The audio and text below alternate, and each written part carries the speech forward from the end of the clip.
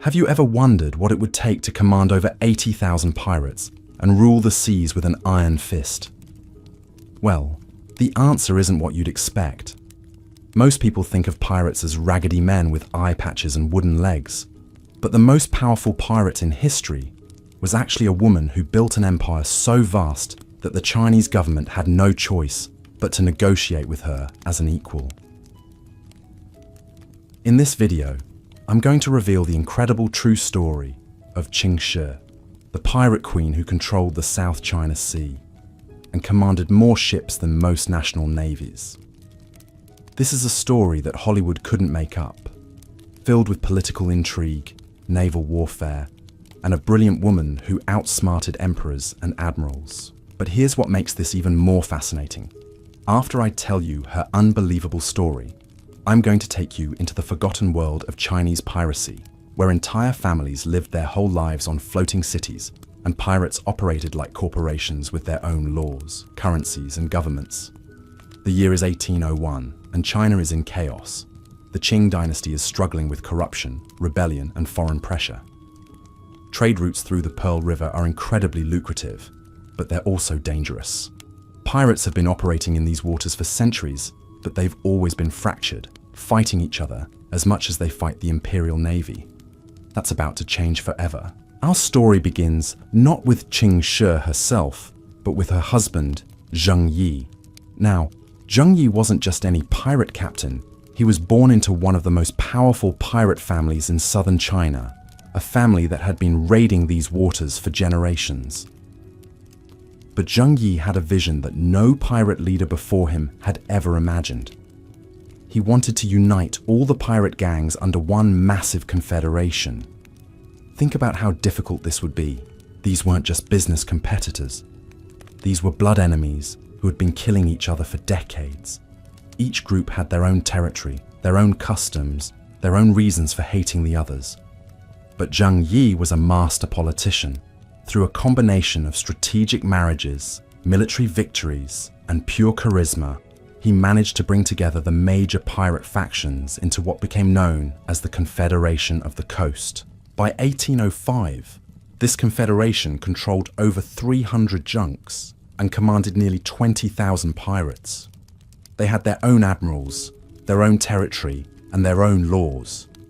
The imperial government was terrified because suddenly, instead of dealing with dozens of small pirate bands, they were facing what amounted to a floating nation with its own navy. But here's where the story takes an unexpected turn. In 1807, Zheng Yi suddenly dies. Now, in most pirate organizations, this would mean civil war.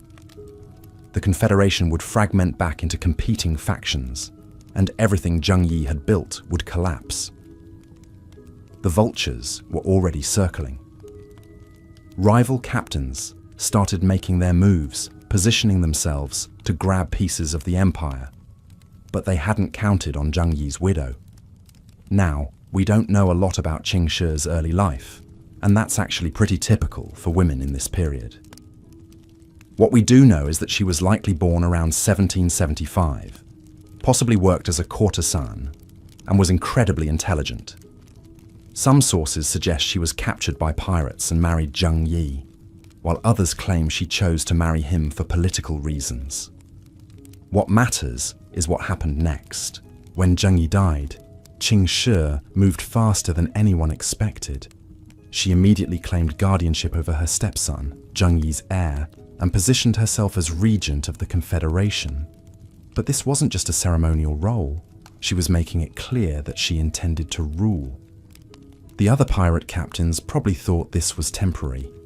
They figured they'd humor the widow for a few weeks while they sorted out the real succession. They had no idea what they were dealing with. Within months, Ching Shi had outmaneuvered every rival claimant. She formed strategic alliances with key captains, eliminated threats through a combination of diplomacy and violence, and most importantly, she proved that she could lead. The Confederation didn't just survive under her leadership, it thrived. By 1809, just 2 years after her husband's death, Ching Shi commanded over 1,800 vessels and between 70 and 80,000 pirates. Let me put that in perspective for you. The entire British Royal Navy at this time had around 600 ships. The United States Navy had maybe 40 vessels. This woman controlled a fleet that dwarfed most national navies. But raw numbers don't tell the whole story. What made Ching Shih truly remarkable was how she organized this massive confederation. She didn't just rule through fear or charisma. She created a sophisticated governmental system that would have impressed political theorists. The confederation was organized into 6 main fleets, each identified by colored flags. The Black Flag Fleet was the largest and most powerful, commanded by Ching Shih's ally and eventual second husband, Zhang Yi. The Red Flag Fleet controlled the Pearl River approaches. The yellow, blue, white, and green flag fleets each had their own territories and specialties. Each fleet operated semi-independently, but they all answered to Ching Shih's central authority. She created a complex system of laws that governed everything from the treatment of captives to the distribution of loot. Pirates who raped captives without permission faced execution. Deserters were hunted down and killed. But pirates who followed the rules were rewarded with shares of the profits and protection from imperial forces. This wasn't just a criminal organization, it was a functioning government. The Confederation issued safe passage documents to merchant ships willing to pay taxes. They maintained diplomatic relations with Portuguese authorities in Macau. They even had their own currency and banking system. The imperial government was completely overwhelmed. Their navy was no match for Ching Shih's forces, and traditional military tactics were useless against an enemy that could disappear into the countless islands and channels of the Pearl River Delta. The pirates controlled all the major waterways, which meant they controlled trade. And trade was the lifeblood of the Chinese economy. By 1810, the situation had become desperate for the imperial government. Ching Shih's forces were essentially blockading Canton, one of China's most important ports. Merchant ships couldn't move without paying tribute to the pirates. The imperial navy was afraid to leave port. Local officials were secretly negotiating with pirate captains because they had no other choice. But Ching Shih wasn't content to just collect tribute and raid merchant ships. She had bigger ambitions. She wanted legitimacy. She wanted recognition. She wanted to transform her confederation from a criminal enterprise into something that could negotiate with the imperial government as an equal. This is where her political genius really shines through. Instead of continuing to fight an unwinnable war against the imperial forces, she began sending diplomatic messages to Beijing. She positioned herself not as a rebel or a criminal, but as the leader of a maritime confederation that was willing to discuss terms. The imperial government was caught completely off guard by this approach. They were used to dealing with pirates as criminals who needed to be destroyed. They had no framework for negotiating with what amounted to an independent naval power, but they also couldn't ignore the reality that Ching Shih controlled the seas. What happened next was one of the most remarkable diplomatic achievements in Chinese history. Over the course of several months in 1810 and 1811, Ching Shih negotiated directly with imperial representatives. She wasn't asking for mercy or amnesty. She was demanding recognition and favorable terms for her people. The final agreement was extraordinary. Ching Shih would surrender most of her fleet to the imperial government, but her captains and crews would be incorporated into the imperial navy with their ranks intact. She personally would retain command of over 200 ships and nearly 20,000 followers. The imperial government would pay her confederation salaries and provide official positions for her officers. Think about what this means. The Chinese government essentially hired the pirates and put them in charge of naval security. Ching Shih had transformed her criminal enterprise into a legitimate military force and secured official recognition for herself and her people. But the most remarkable part of the agreement was what Ching Shih personally received. She was granted the title of Imperial Admiral and given control of a significant portion of the imperial fleet. She went from being an outlaw to being one of the most powerful naval commanders in the Chinese Empire. After the agreement was signed, Ching largely disappeared from historical records, which is typical for women of this period. Some sources suggest she returned to Canton and operated a gambling house and brothel. Others claim she remained involved in maritime trade and politics. What we know for certain is that she lived comfortably for the rest of her life and died peacefully, which is more than most pirates could say. But Ching Shi's story is just the beginning of our journey into the forgotten world of Chinese piracy.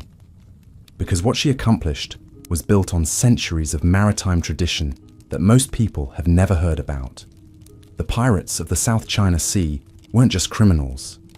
They were part of a complex social and economic system that shaped Chinese history for over 1,000 years. When we think about pirates, we usually picture the Caribbean buccaneers or the Barbary corsairs. But Chinese pirates were something completely different. They operated on a scale that made other pirate organizations look like small-time criminals. They created floating cities, established trade networks that spanned the entire region, and developed governmental systems that rivaled those of established nations. These weren't desperate outlaws living hand to mouth. Chinese pirate organizations were sophisticated enterprises that provided employment for hundreds of thousands of people. Entire families lived their whole lives on pirate vessels, never setting foot on land except to conduct business. Children were born, raised, educated, and married within the pirate community. They had their own schools, their own religious practices, their own social hierarchies. The scale of Chinese piracy was absolutely staggering. During the height of the pirate confederations in the early 19th century, there were probably more people living as pirates in Chinese waters than there were sailors in all the European navies combined. These floating communities had their own merchants, craftsmen, doctors, and teachers. They were self-sufficient societies that happened to make their living through maritime raiding and extortion. What made these pirate communities even more fascinating was their internal structure. Unlike the anarchic image we have of Western pirates, Chinese pirate organizations were incredibly hierarchical and organized. They had complex ranking systems that determined everything from your share of the loot to where you could sleep on the ship. New recruits started at the bottom and could work their way up through demonstrated loyalty and skill. The captains weren't just military leaders. They were administrators, judges, and diplomats. They settled disputes between crew members, negotiated with merchants and officials, and made strategic decisions that affected thousands of people. Many of them were highly educated and came from respectable families that had fallen on hard times due to war or economic upheaval. But here's what really sets Chinese pirates apart from every other maritime criminal organization in history. They developed their own legal systems. Ching Shi's code wasn't unique. It was actually based on centuries of pirate tradition. These laws covered everything you can imagine. How to divide captured goods, rules for treatment of prisoners, regulations for marriage and divorce within the pirate community, procedures for settling debts, and even environmental protections to ensure fishing grounds weren't over-harvested. Some of these laws were surprisingly progressive. Women in pirate communities often had more rights and freedoms than their counterparts on land. They could own property, engage in business, and even command vessels. Female pirates weren't just Ching Shi. There were dozens of documented cases of women who rose to positions of authority within pirate organizations. The economic impact of Chinese piracy was enormous. By the early 1800s, pirates controlled most of the maritime trade routes in southern China. They weren't just stealing from merchants, they were essentially operating a parallel government that collected taxes, issued permits, and provided security services. Merchants who paid the required tribute could travel safely under pirate protection. Those who refused faced capture or destruction. This created a strange situation where pirates were simultaneously the biggest threat to trade and the most reliable protectors of commerce. The Imperial Navy was corrupt and ineffective, but pirate escorts were professional and dependable. Many merchants preferred dealing with pirates because they were more honest and efficient than government officials. The pirates also served as informal banks and insurance companies. They would advance money to merchants for cargo purchases, provide loans for ship repairs, and even offer insurance policies that guaranteed safe passage. These financial services were often more reliable than anything available through official channels. But perhaps the most remarkable aspect of Chinese pirate society was how they handled technology and innovation. These communities were constantly adapting new weapons, ship designs, and navigation techniques. They were among the first to adopt Western firearms and sailing technology, often decades before the Imperial Navy caught up. Pirate shipyards were centers of innovation where Chinese and European techniques were combined to create vessels perfectly suited for their needs. They built ships that were faster than imperial warships, but could carry more cargo than merchant vessels. Some pirate junks were floating fortresses armed with dozens of cannons, while others were sleek raiders that could outrun anything the government could send after them. The intelligence networks these pirates maintained were also extraordinary. They had informants in every major port, contacts within government offices, and spies among merchant communities. They knew about imperial naval movements, sometimes before the admirals did. This information advantage was crucial to their survival and success. Living conditions aboard pirate vessels were actually better than you might expect. While space was limited, the ships were organized communities where everyone had a role and a place. Families lived together in small compartments, and children played on decks while their parents worked. Meals were communal affairs where news was shared and decisions were debated. Education was taken seriously in pirate communities. Children learned reading, writing, and mathematics alongside traditional skills like navigation and seamanship. Many pirates were literate, which was unusual for working-class people of this era. They needed these skills to maintain records, write contracts, and communicate with other organizations. Religious life was also important to Chinese pirates. Most vessels had shrines where crews would pray for safe voyages and good fortune. They celebrated traditional festivals and observed ancestral rites. Despite their criminal activities, these communities maintained strong cultural connections to Chinese traditions. The medical care available in pirate communities was often superior to what existed on land. Ship doctors were highly valued and well compensated because keeping the crew healthy was essential for survival. They developed expertise in treating wounds, diseases, and injuries that were common in maritime life. Women played crucial roles beyond just fighting and commanding. They managed finances, organized supplies, negotiated with captives, and maintained the social fabric of the community. Many pirate organizations couldn't have functioned without the administrative and diplomatic skills that women provided. The decline of Chinese piracy didn't happen overnight. After Ching Shi's successful negotiation with the imperial government, many other pirate leaders tried to follow her example. Some succeeded in obtaining amnesty and official positions, while others were hunted down and destroyed. The arrival of European naval power in the region also changed everything. Western warships with superior firepower and technology gradually shifted the balance of power. The British and other European nations had their own imperial ambitions in China, and they weren't willing to tolerate independent pirate confederations that interfered with their plans. But the final blow to traditional Chinese piracy came from modernization itself. Steam-powered vessels, improved communications, and more effective government administration made it increasingly difficult for pirates to operate. The old system of floating communities and maritime independence couldn't survive in a world of telegraphs, steamships, and professional navies. By the middle of the 19th century, the great age of Chinese piracy was coming to an end. Some former pirates became legitimate merchants or joined government service. Others moved to new frontiers in Southeast Asia, where opportunities still existed. A few tried to maintain the old ways, but they were gradually eliminated by more powerful forces. Today, most people have never heard of Ching, or the incredible civilization that Chinese pirates created. Their story has been overshadowed by more famous pirates from other parts of the world, but their achievements were far more impressive than anything accomplished by Blackbeard, Captain Kidd, or any of the Caribbean buccaneers we celebrate in popular culture.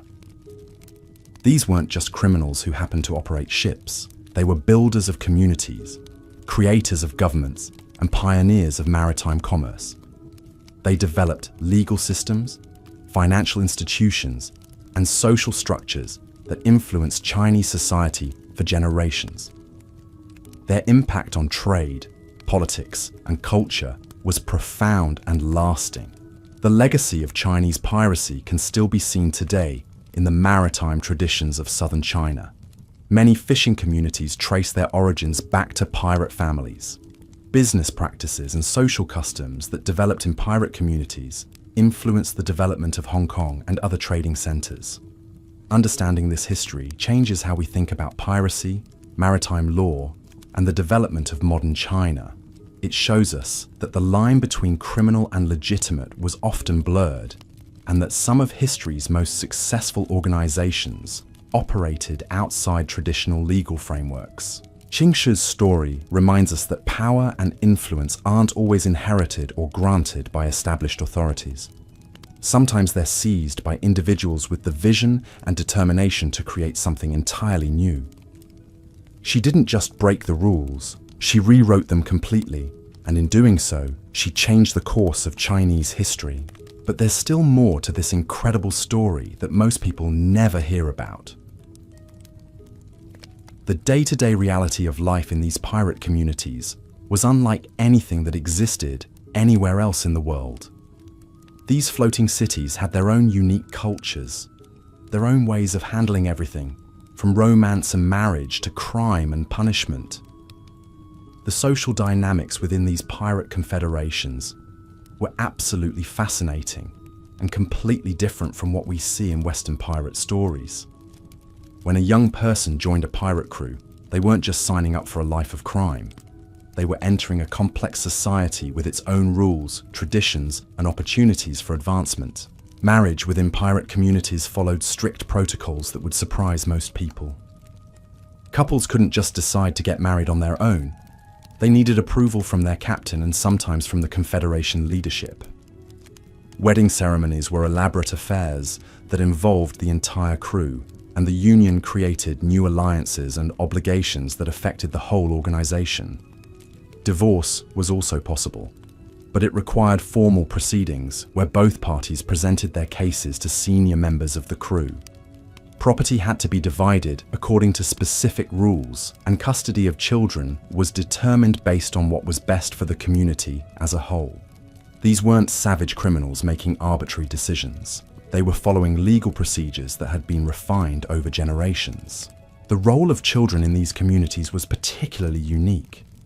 Kids weren't just passengers or burdens. They were the future of the organization. From a very young age, they were taught the skills they'd need to survive and thrive in pirate society. Boys learned seamanship, combat, and navigation, while girls learned administration, negotiation, and the complex social skills needed to manage relationships between different crews and factions. But here's what's really interesting. Education wasn't segregated by gender the way it was on land. Girls could learn combat skills if they showed aptitude, and boys could study administration and diplomacy. The pirates needed capable people in every role, and they couldn't afford to waste talent based on traditional gender expectations. Punishment for crimes within pirate communities was swift but fair. Minor infractions like gambling disputes or arguments over food were handled by crew leaders. More serious crimes like theft from fellow pirates or cowardice in battle were judged by councils of senior members. The worst offences, betraying the Confederation or harming fellow pirates without cause, were punishable by death or abandonment. What made their justice system remarkable was its consistency. Unlike the arbitrary punishment that was common in imperial China, pirate justice followed established procedures. Accused individuals could present witnesses, argue their case, and even appeal decisions to higher authorities. This wasn't mob rule, it was organized law enforcement. The economic system within these floating communities was incredibly sophisticated. Every member of a crew received shares based on their rank and contribution. New recruits got the smallest portions, while experienced fighters and specialists received larger amounts. Captains and officers took the biggest shares, but they also had the greatest responsibilities and risks. But the pirates didn't just divide up stolen goods, they invested in their future. Successful crews would use their profits to buy better weapons, improve their ships, and recruit new members. They maintained repair facilities, purchased supplies in advance, and even set aside funds for the families of members who were killed or injured. Trade relationships with legitimate merchants were complex and often mutually beneficial. Pirates provided security services, market information, and access to goods that were difficult to obtain through official channels. Merchants gained protection from other criminals and often paid lower total costs than they would have faced dealing with corrupt government officials. These business relationships weren't based on simple extortion.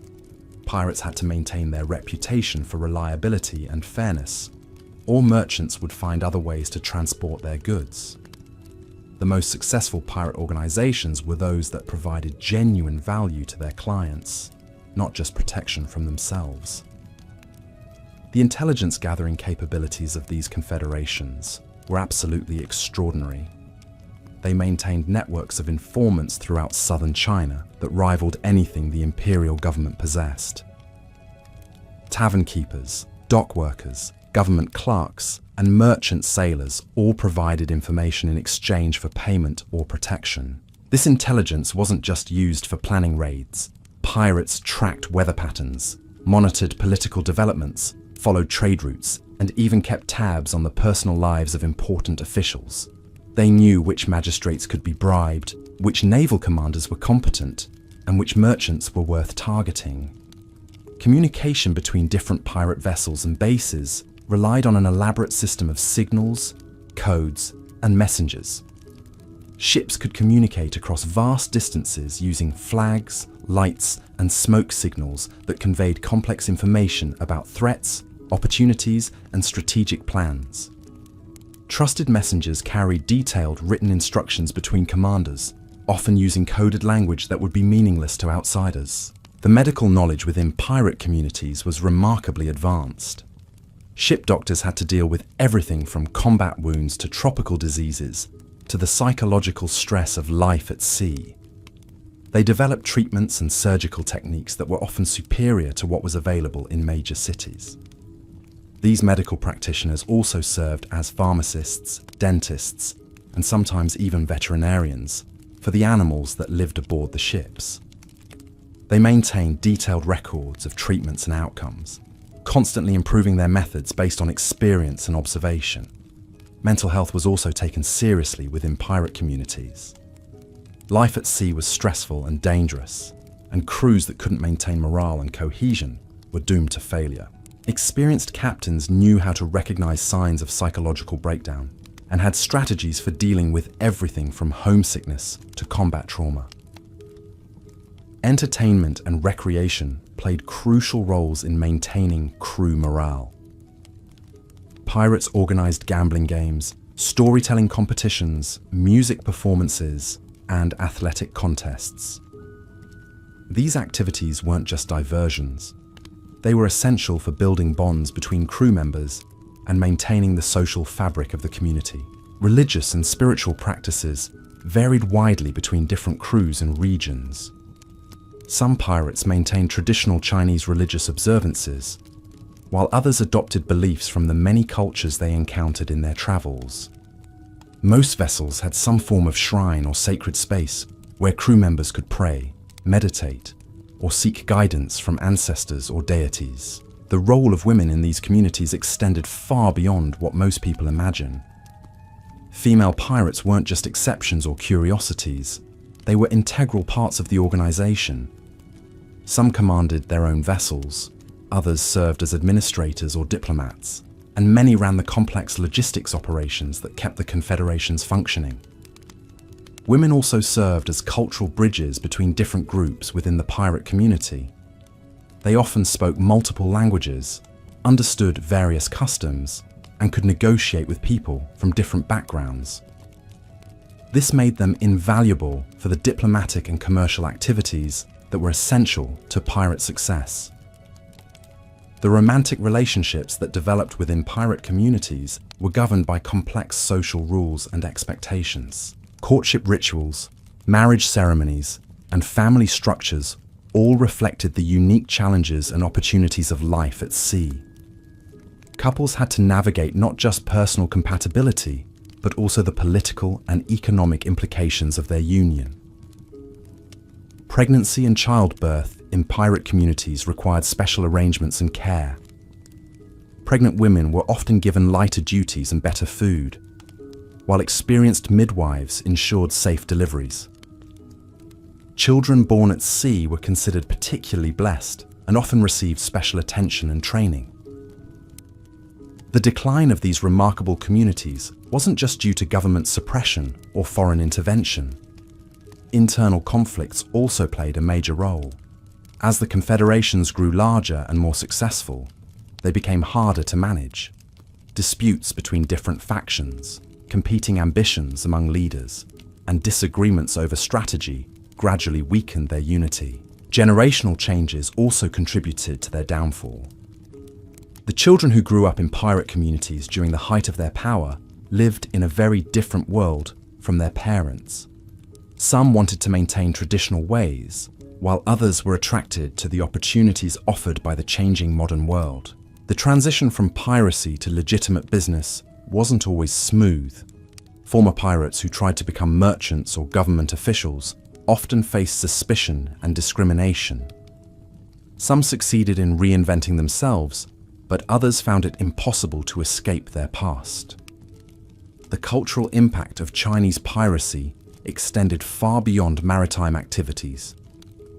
The songs, stories, and traditions that developed in these communities influenced Chinese literature, theatre, and popular culture for generations. Many of the martial arts techniques and naval strategies that became famous in Chinese culture actually originated in pirate communities. The business practices pioneered by pirate organizations also had lasting influence. Their methods of organizing large groups, managing complex logistics, and maintaining loyalty among diverse populations were studied and adapted by legitimate enterprises. Some of the most successful trading companies in southern China trace their methods back to pirate innovations. The linguistic contributions of pirate communities are still visible today.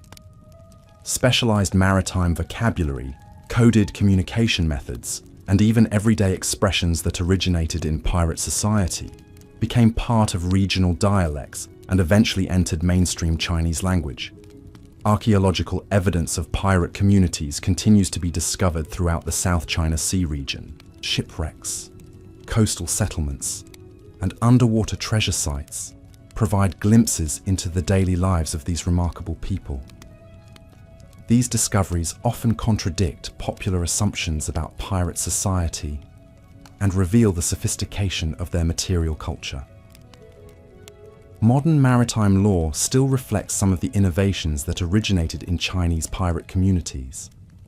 Concepts like safe passage agreements, maritime insurance, and international arbitration of disputes all have roots in the practical solutions that pirates developed for managing their complex relationships with merchants and governments.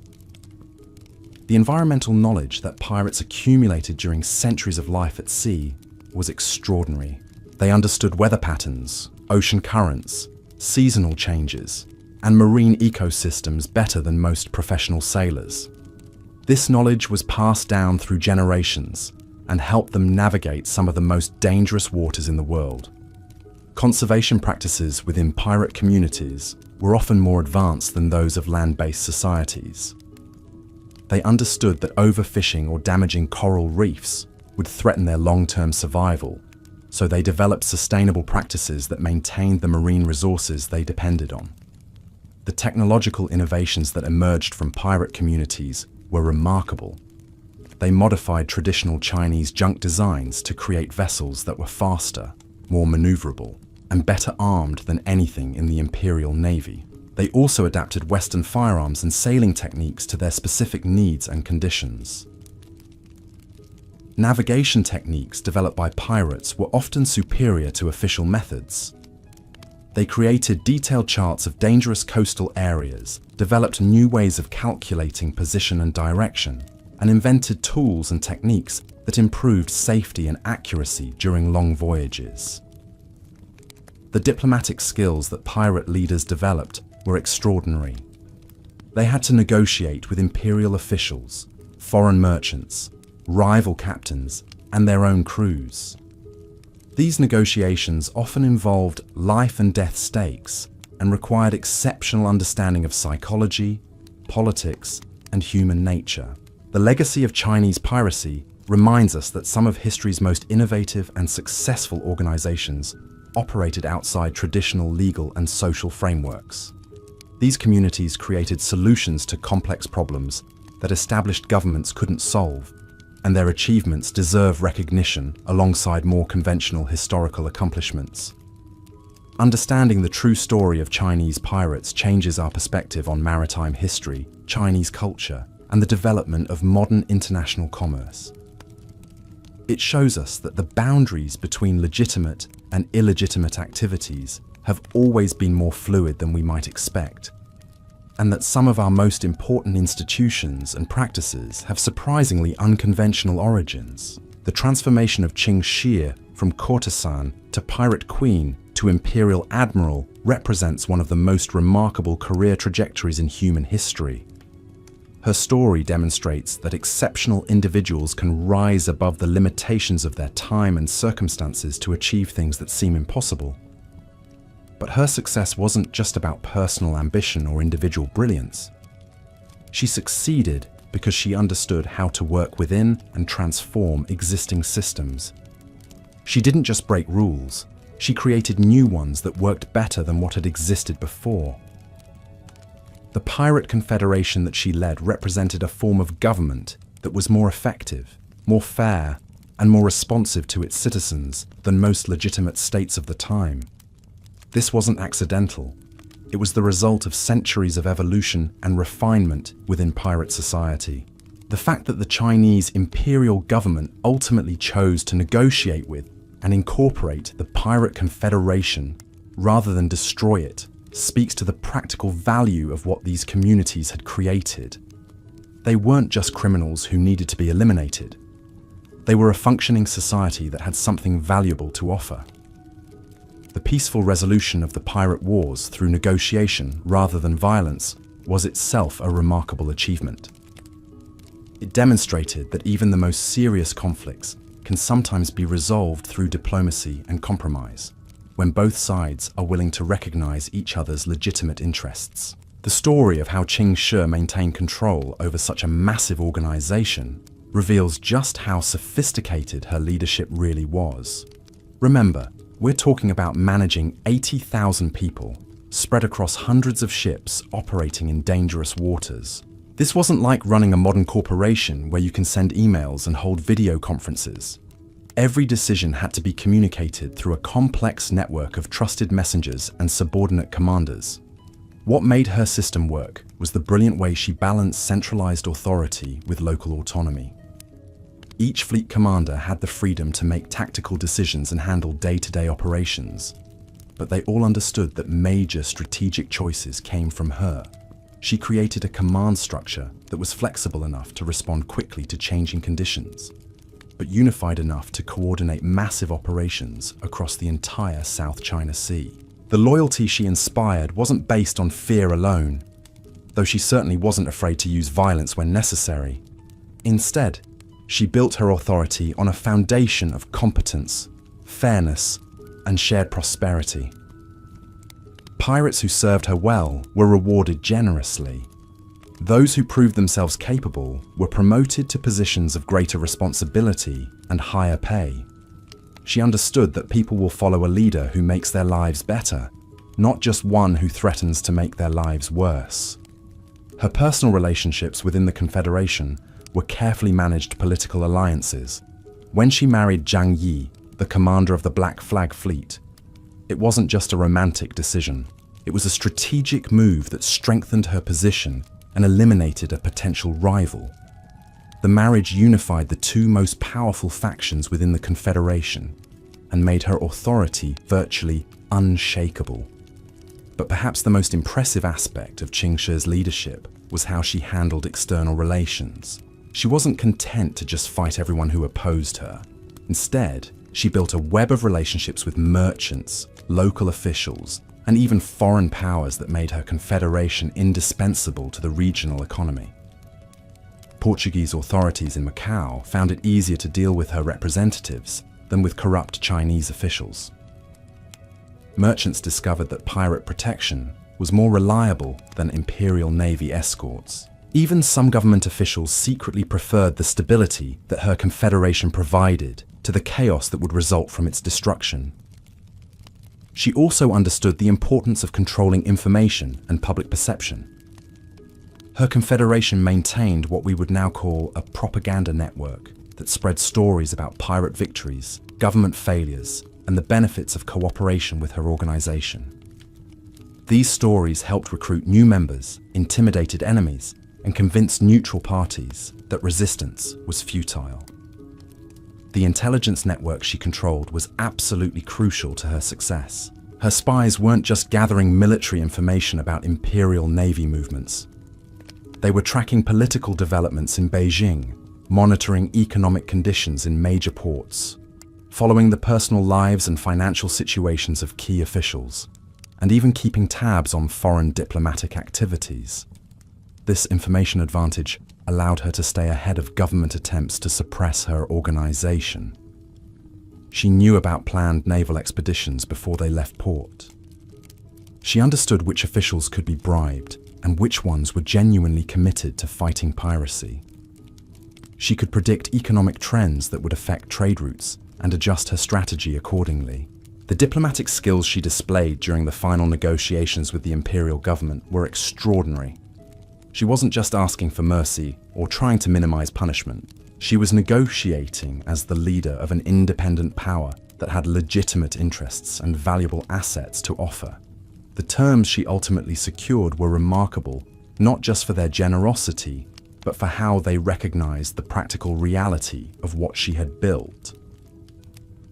The imperial government essentially acknowledged that her confederation had become too important to destroy and too powerful to ignore. They chose to co-opt her organization rather than fight a war they might not be able to win. After the agreement was finalized, Ching Shi's personal transformation from pirate queen to respectable citizen was just as remarkable as her rise to power had been. She understood that the age of independent pirate confederations was ending, and she successfully reinvented herself for a new era. The skills that had made her successful as a pirate leader, organization, negotiation, strategic thinking, and the ability to manage complex relationships served her well in legitimate business. The fact that she lived peacefully for decades after her retirement from piracy speaks to both her political acumen and her ability to adapt to changing circumstances. Many former pirates struggled to adjust to civilian life, but she managed the transition successfully because she understood that survival required constant evolution. Her story challenges everything we think we know about gender, power, and social mobility in traditional Chinese society. Here was a woman who rose from humble origins to command more military force than most emperors, negotiated with the imperial government as an equal, and then successfully transitioned to a comfortable civilian life. This wasn't supposed to be possible in early 19th century China, but she made it happen anyway. But Ching Shi's individual achievement, remarkable as it was, represents just the tip of the iceberg when it comes to the forgotten world of Chinese piracy. The civilization that produced her was unlike anything that existed anywhere else in the world. and understanding it requires us to completely rethink what we know about maritime history. The origins of Chinese piracy stretch back over 1,000 years, rooted in the unique geography and political conditions of southern China.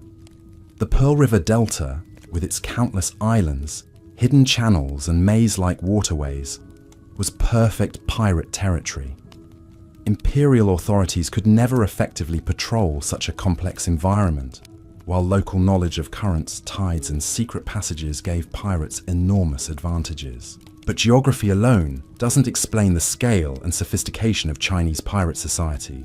What made it unique was how it evolved from a collection of individual criminals into a parallel civilization with its own institutions, traditions, and ways of life. The earliest Chinese pirates were often fishermen or traders who turned to raiding during times of economic hardship or political instability. Coastal communities that couldn't make a living through legitimate means would sometimes collectively decide to take up piracy as a survival strategy. Entire villages would abandon their homes and take to the seas, bringing their families, their skills, and their social structures with them. Over time, these refugee communities developed into something entirely new. They created floating societies that were completely independent of land-based authority. Children were born and raised on ships, never knowing any life except the maritime world. They developed their own customs, their own values, and their own ways of organizing society that were perfectly adapted to life at sea. The ships themselves were marvels of engineering and social organization. A large pirate junk wasn't just a vessel, it was a floating village that might house 50 or more people, representing multiple generations of the same family. These ships had workshops, schools, temples, and even small gardens where crews grew vegetables and herbs. The social hierarchy aboard these vessels was complex and carefully maintained. The captain and his immediate family occupied the best quarters, while new recruits slept in cramped spaces near the bottom of the ship. But this wasn't a rigid caste system. People could improve their status through demonstrated skill, loyalty, and courage. Marriage aboard pirate vessels created new kinship networks that strengthened the bonds holding these communities together. Wedding ceremonies were major social events that involved the entire crew and often multiple ships. These celebrations weren't just parties, they were political and economic alliances that could affect relationships between different pirate organizations. The role of elderly people in pirate communities was particularly important. Older pirates who could no longer fight effectively often became advisors, teachers, and keepers of traditional knowledge. They trained young people in navigation, weather prediction, and the complex social skills needed to maintain harmony within the cramped confines of a ship. Women in these communities had responsibilities and opportunities that would have been unthinkable in land-based Chinese society. They managed finances, negotiated with captives, served as diplomats, and sometimes commanded their own vessels. The practical demands of pirate life meant that talent and competence mattered more than traditional gender roles. The education system within pirate communities was remarkably comprehensive. Children learned reading and writing alongside practical skills like knot tying and weapon maintenance. They studied navigation, weather patterns, and the complex laws and customs that governed pirate society. Many pirate children received better educations than their counterparts in poor land-based communities. Religious life aboard pirate vessels blended traditional Chinese beliefs with maritime superstitions and practices borrowed from the many cultures pirates encountered in their travels. Ship shrines honored both conventional deities and specialized gods of the sea. Crews performed elaborate rituals before dangerous voyages and held ceremonies to honor fallen comrades. The economic system that developed within pirate society was incredibly sophisticated. Different types of raids and trading activities were organized like businesses, with careful attention to costs, risks, and expected returns. Successful crews reinvested their profits in better equipment, larger ships, and expanded operations. Pirate communities also developed their own financial institutions. Experienced captains would lend money to younger pirates who wanted to start their own crews. Insurance arrangements protected families whose breadwinners were killed or injured. Complex partnerships allowed multiple crews to share the costs and risks of major operations. The legal system that governed these communities was based on centuries of maritime tradition and practical experience. Pirate law covered everything from property rights to family disputes to criminal punishment. Trials were conducted according to established procedures, with witnesses, evidence, and formal appeals processes. What made pirate justice particularly interesting was how it balanced individual rights with community needs. Personal freedom was valued, but not at the expense of group survival. The harsh realities of life at sea meant that some behaviors that might be tolerated on land could be fatal when practiced aboard a ship. The punishment for serious crimes was often severe, but it was also predictable and fair. Pirates knew exactly what consequences they would face for different types of misconduct. This certainty helped maintain order and discipline, even in the most stressful situations. The medical knowledge that accumulated within pirate communities was extraordinary. Ship doctors had to deal with everything from combat wounds to tropical diseases to nutritional deficiencies. They developed treatments and surgical techniques that were often more advanced than what was available in major cities. These medical practitioners also understood the psychological aspects of health and healing. They knew how to maintain morale during long voyages, how to help people cope with the stress of combat, and how to manage the interpersonal conflicts that could tear a crew apart. The technological innovations that emerged from pirate communities were remarkable. Pirates were constantly adapting and improving their equipment to meet the unique challenges of their lifestyle. They modified traditional ship designs, developed new weapons and navigation tools, and created communication systems that allowed coordination across vast distances. Pirate shipbuilders were among the most skilled craftsmen in China. They created vessels that combined the best features of Chinese and foreign designs, resulting in ships that were faster, more maneuverable, and better armed than anything in the Imperial Navy. These innovations often spread to legitimate shipbuilders and influenced the development of Chinese maritime technology.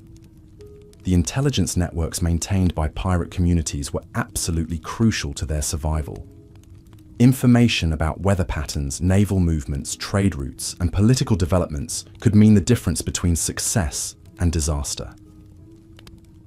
Pirates developed sophisticated methods for gathering, analyzing, and sharing intelligence that rivaled anything available to government agencies. Communication between different pirate groups relied on complex systems of signals, codes, and trusted messengers. Ships could coordinate their activities across hundreds of miles of ocean using methods that were both secure and reliable. These communication networks were essential for organizing large-scale operations and maintaining unity within the pirate confederations. The cultural contributions of pirate communities extended far beyond their immediate maritime activities. The songs, stories, and artistic traditions that developed aboard pirate ships influenced Chinese popular culture for generations. Many of the martial arts techniques and combat strategies that became famous in Chinese culture actually originated in pirate communities. The languages spoken within pirate communities were unique blends of different Chinese dialects, mixed with words borrowed from all the cultures they encountered in their travels. These maritime languages served as lingua francas that allowed pirates from different regions and backgrounds to communicate effectively. The festivals and celebrations that marked the pirate calendar were elaborate affairs that strengthened community bonds and maintained cultural traditions. These events weren't just entertainment. They were essential rituals that reinforced the values and beliefs that held these floating societies together. The decline of traditional Chinese piracy wasn't sudden or uniform. Different communities adapted to changing conditions in various ways. Some successfully transitioned to legitimate activities, while others moved to new regions where opportunities still existed. A few tried to maintain the old ways, but were gradually eliminated by more powerful forces. The children who grew up during the final decades of the pirate era faced difficult choices about their futures. Some remained loyal to traditional ways, while others embraced the opportunities offered by modernization and foreign influence. These generational conflicts often split families and communities. The legacy of Chinese pirate society can still be seen today in the maritime traditions of southern China. Fishing communities, boat people, and even some modern shipping companies trace their origins back to pirate families. The organizational methods, business practices, and cultural traditions that developed in pirate communities continue to influence Chinese maritime culture. Archaeological discoveries throughout the South China Sea region continue to reveal new information about pirate society.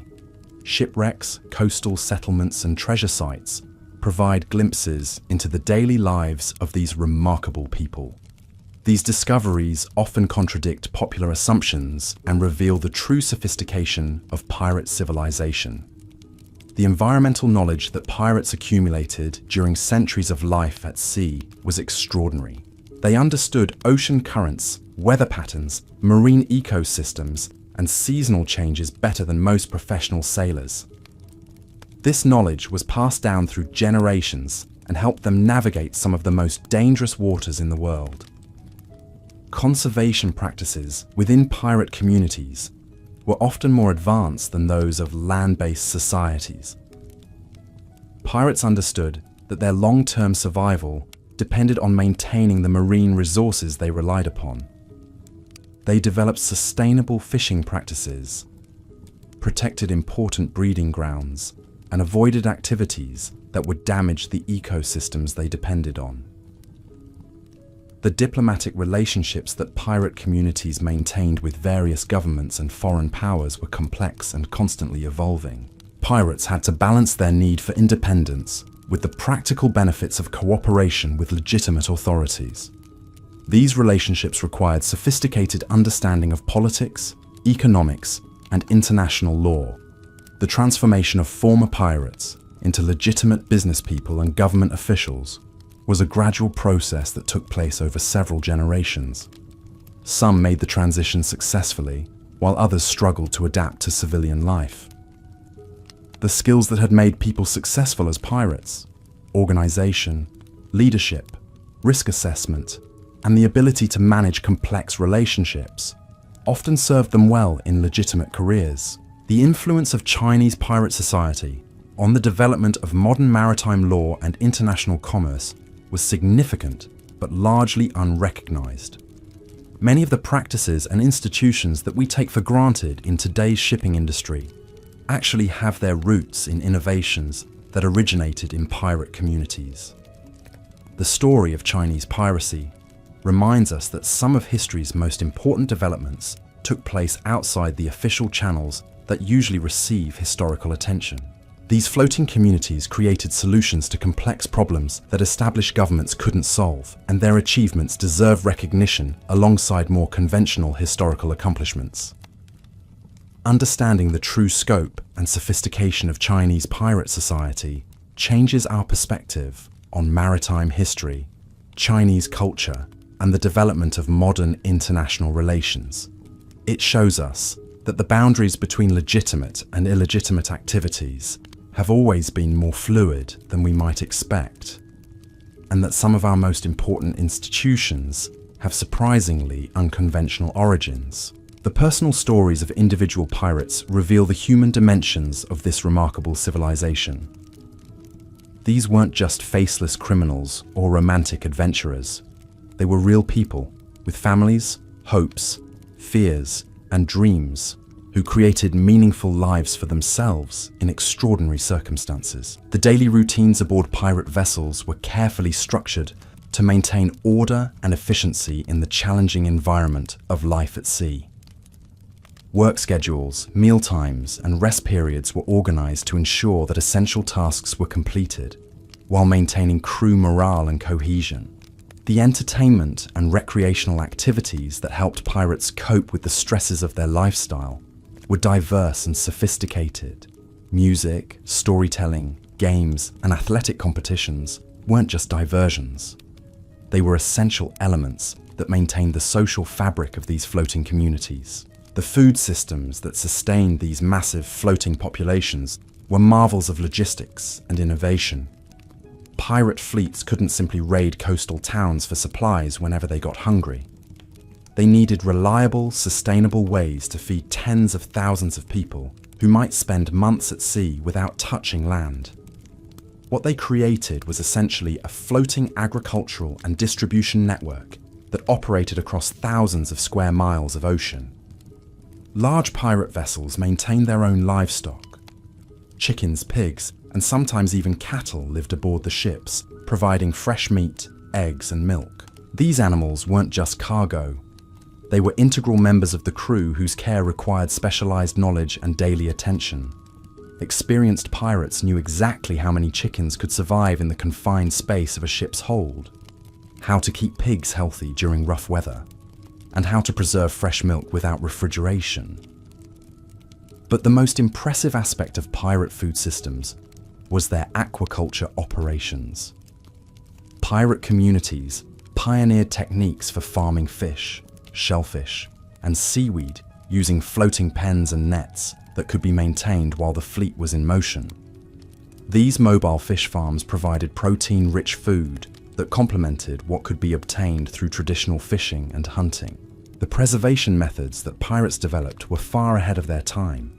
They created complex systems for smoking, salting, and drying various types of seafood and meat. They fermented vegetables and grains to create foods that would remain edible for months. They even developed early forms of canning, using sealed ceramic containers that could preserve cooked foods for extended periods. Cooking aboard pirate vessels required special skills and equipment. Ship's cooks had to prepare meals for dozens of people using fires that had to be carefully controlled to avoid burning down the entire vessel. They worked with ingredients that were constantly in motion, in kitchens that might be tilted at crazy angles during storms.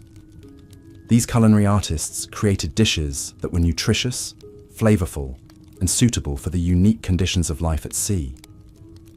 The sharing of food was governed by complex social protocols that reinforced hierarchy and community bonds. The captain and senior officers received the best portions, but even the lowest-ranking crew members were guaranteed adequate nutrition. Mealtimes were social occasions where news was shared, disputes were resolved, and group solidarity was reinforced. Water management was even more critical than food production. Fresh water is heavy and takes up valuable space, but it's absolutely essential for human survival. Pirates developed ingenious methods for collecting, storing, and purifying water that allowed their fleets to remain at sea for extended periods without resupplying.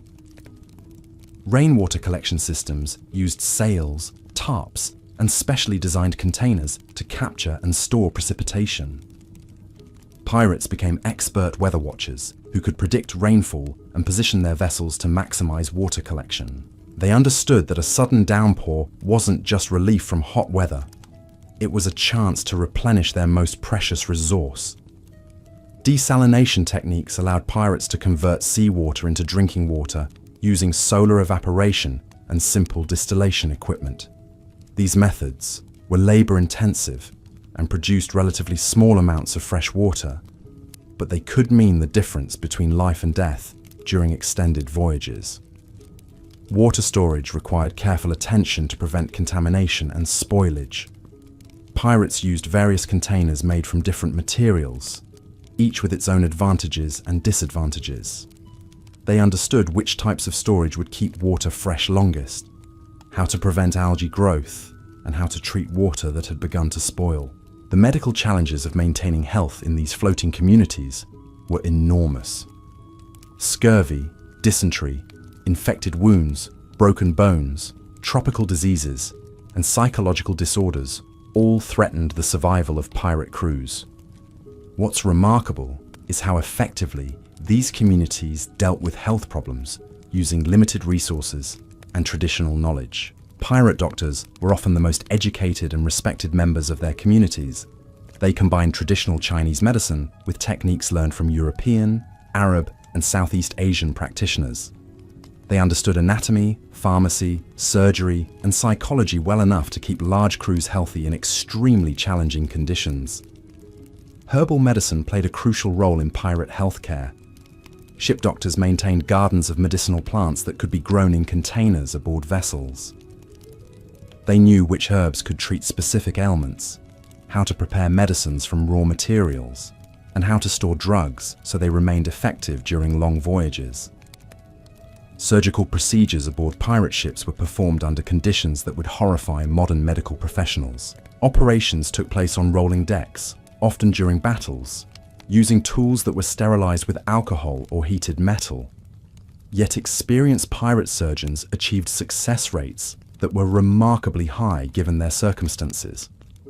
The psychological aspects of pirate medicine were sophisticated and effective.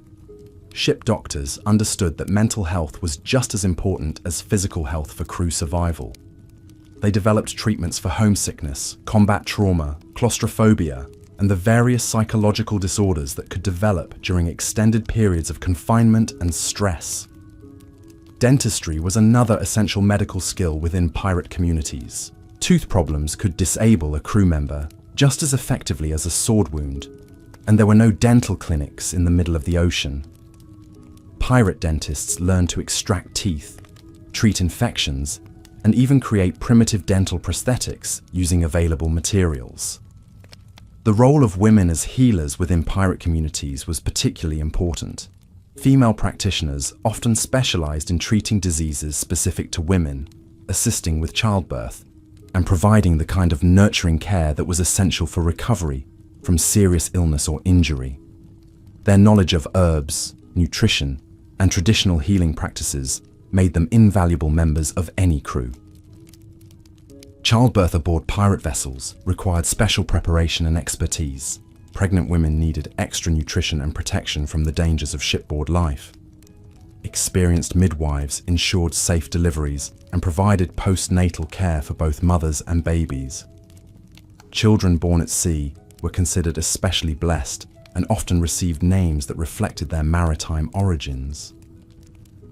The care of elderly and disabled pirates reveals the compassionate side of these supposedly ruthless communities. Older pirates who could no longer fight effectively weren't abandoned or killed. They became teachers, advisors, and keepers of traditional knowledge. Disabled crew members were found new roles that allowed them to contribute to the community's success. The treatment of mental illness within pirate society was remarkably enlightened for its time. Communities that depended on close cooperation for survival couldn't simply ignore or exile members who developed psychological problems. Instead, they developed ways to manage mental illness that allowed affected individuals to remain productive members of the group. Addiction was another problem that pirate communities had to address. Alcohol and opium were readily available in the ports where pirates conducted business, and substance abuse could quickly destroy crew cohesion and effectiveness. Successful pirate organizations developed rules and treatment methods that minimized the impact of addiction on their operations. The seasonal rhythms that governed pirate life were dictated by monsoons, typhoons, and the migration patterns of both fish and merchant vessels. Pirates had to understand these natural cycles and plan their activities accordingly. The ability to predict weather patterns and seasonal changes was essential for survival and success. During typhoon season, pirate fleets would seek shelter in protected harbors and hidden coves where they could ride out the storms. These periods of enforced inactivity weren't wasted. They were times for ship maintenance, crew training, social activities, and strategic planning. The communities that thrived were those that used downtime productively. The spring and fall months, when weather conditions were most favorable, were the peak seasons for major operations.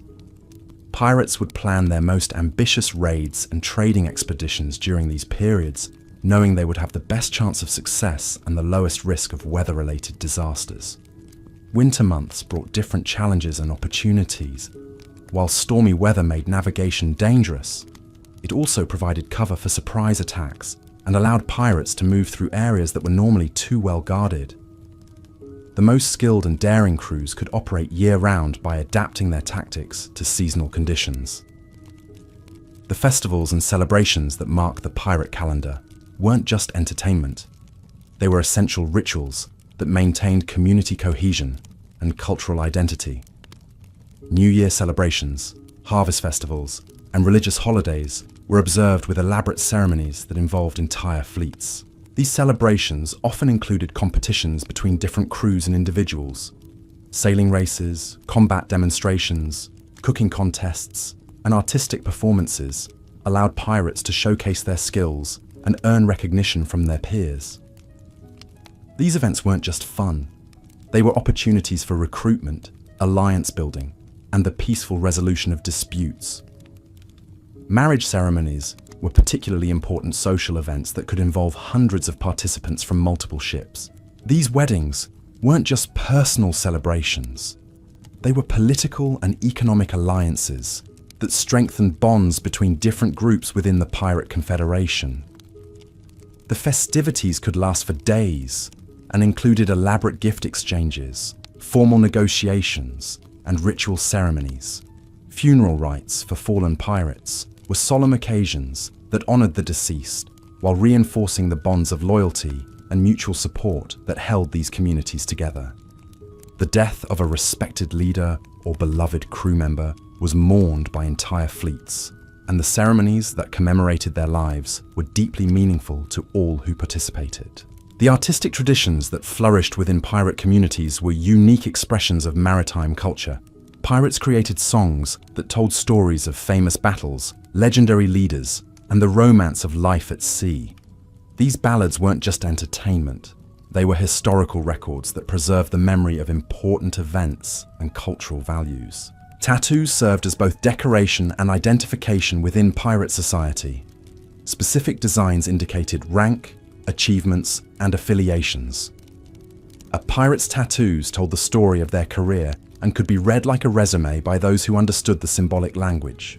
These markings also served practical purposes, helping to identify bodies and determine appropriate funeral rites. Craftsmanship aboard pirate vessels reached remarkable levels of sophistication. Pirates created jewelry, weapons, tools, and decorative objects using materials salvaged from captured ships or obtained through trade. These artisans weren't just making functional items. They were creating works of art that expressed their cultural identity and personal creativity. The languages spoken within pirate communities evolved into unique dialects that borrowed words and phrases from all the cultures they encountered. These maritime languages served as common tongues that allowed pirates from different regions and backgrounds to communicate effectively. They included specialized vocabulary for nautical terms, weather conditions, and the complex social relationships that governed pirate society. The stories and legends that developed within pirate culture weren't just entertainment. They were moral instruction that taught important lessons about courage, loyalty, leadership, and survival. These tales were passed down through generations and helped maintain cultural continuity even as communities moved and changed. The gambling and gaming traditions that flourished aboard pirate ships weren't just ways to pass time during long voyages.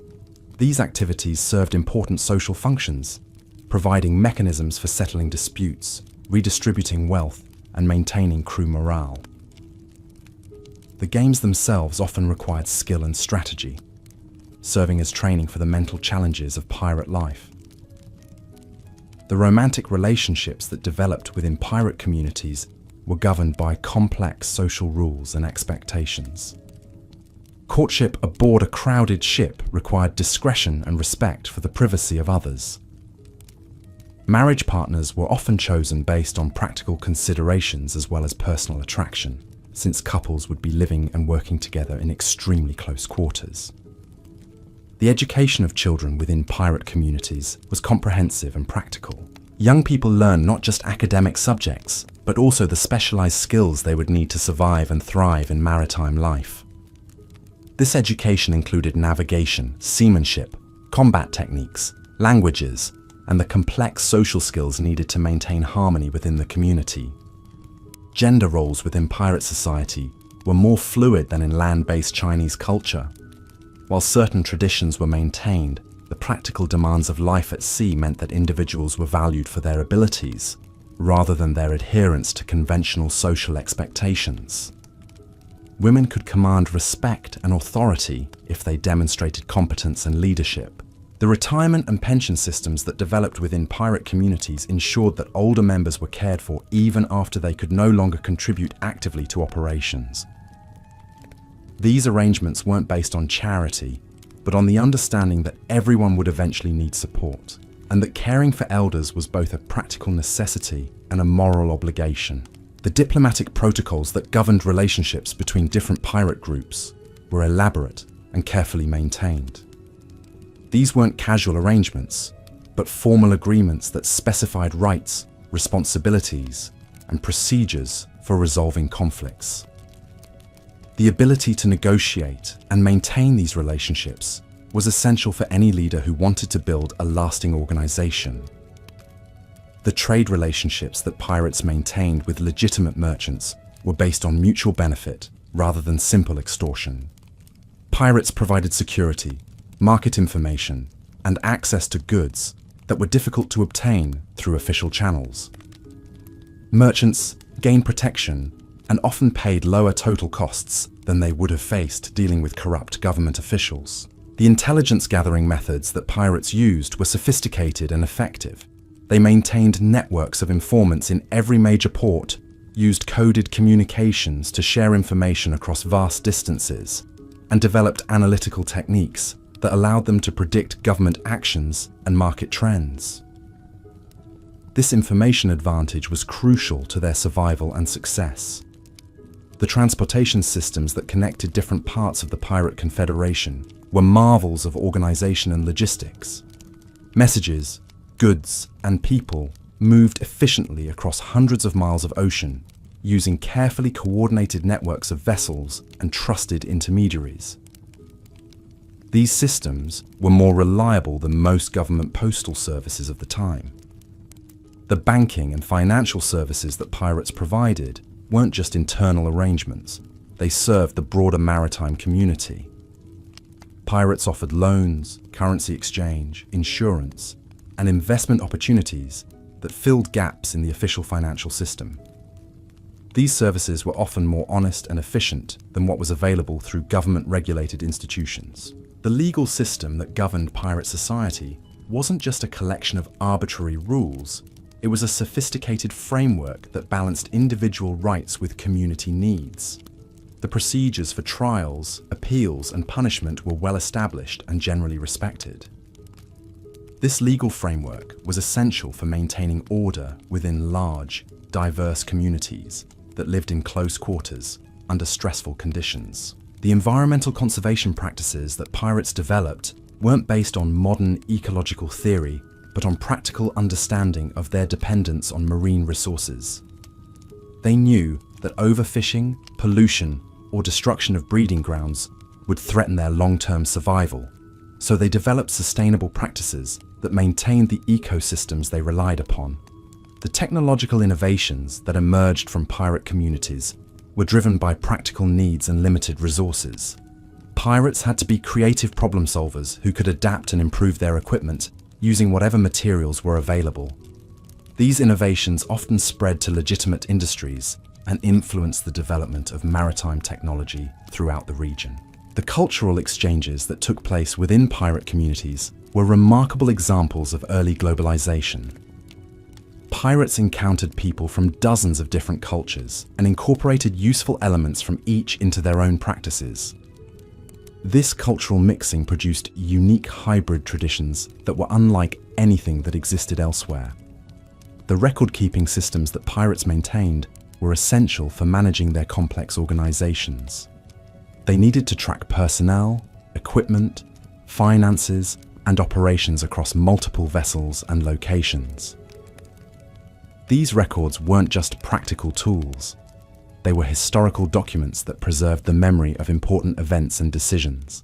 The succession planning that ensured continuity of leadership within pirate organizations was carefully managed to prevent civil wars and organizational collapse. The death or retirement of a leader was a crisis that could destroy everything that had been built, so successful organizations developed procedures for peaceful transitions of power. The loyalty and esprit de corps that held pirate communities together weren't based on fear or coercion, but on shared experiences, mutual dependence, and common purpose. These bonds were forged through hardship and danger and were often stronger than family relationships. The ceremonies and rituals that reinforced these connections were essential for maintaining organizational cohesion. The decline of traditional Chinese piracy wasn't just the result of government suppression or foreign intervention. Internal changes within pirate society also played important roles. As these communities became more prosperous and stable, some members began to prefer the security of legitimate occupations to the excitement and danger of piracy. The transformation of former pirates into respectable citizens was a gradual process that took place over several generations. Some made the transition successfully, using the skills they had learned in pirate society to build successful businesses or careers in government service. Others struggled to adapt to the constraints and expectations of conventional society. The legacy of Chinese pirate society can still be seen today in the maritime traditions, business practices, and cultural values of southern China. The organizational methods, leadership techniques, and problem-solving approaches that were developed in pirate communities continue to influence Chinese culture in ways that most people don't recognize. The archaeological evidence that continues to emerge from shipwrecks and coastal sites throughout the South China Sea provides new insights into the daily lives of these remarkable communities. These discoveries often contradict popular assumptions about pirate society and reveal the true sophistication of their material culture and social organization. The stories of individual pirates and their families remind us that these weren't just faceless criminals or romantic adventurers, but real people who created meaningful lives for themselves under extraordinary circumstances. Their personal struggles, achievements, and relationships were as complex and significant as those of any other historical figures. The influence of Chinese pirate society on the development of modern maritime law, international commerce, and diplomatic practices was significant but largely unrecognized. Many of the institutions and procedures that we take for granted in today's global economy actually have their roots in innovations that originated in pirate communities. The lessons that we can learn from studying Chinese pirate society are relevant to understanding how human communities adapt to challenging environments, organize themselves for mutual survival, and create meaning and purpose in difficult circumstances. These lessons have applications far beyond maritime history and can inform our understanding of leadership, organization, and social change. The preservation of pirate history and culture is important, not just for academic reasons, but because these stories represent human achievements that deserve to be remembered and celebrated. The courage, creativity, and resilience that Chinese pirates displayed in building their remarkable civilization are inspiring examples of what people can accomplish when they work together toward common goals. The continuing fascination with pirate culture in popular media often misses the most interesting and significant aspects of what these communities actually achieve. The real story of Chinese piracy is far more complex, sophisticated, and meaningful than the simplified stereotypes that dominate most fictional portrayals. Understanding the true history of Chinese pirate society changes our perspective on Chinese culture, maritime history, and the development of modern international relations. It shows us that some of the most important innovations and achievements in human history took place outside the official channels that usually receive historical attention.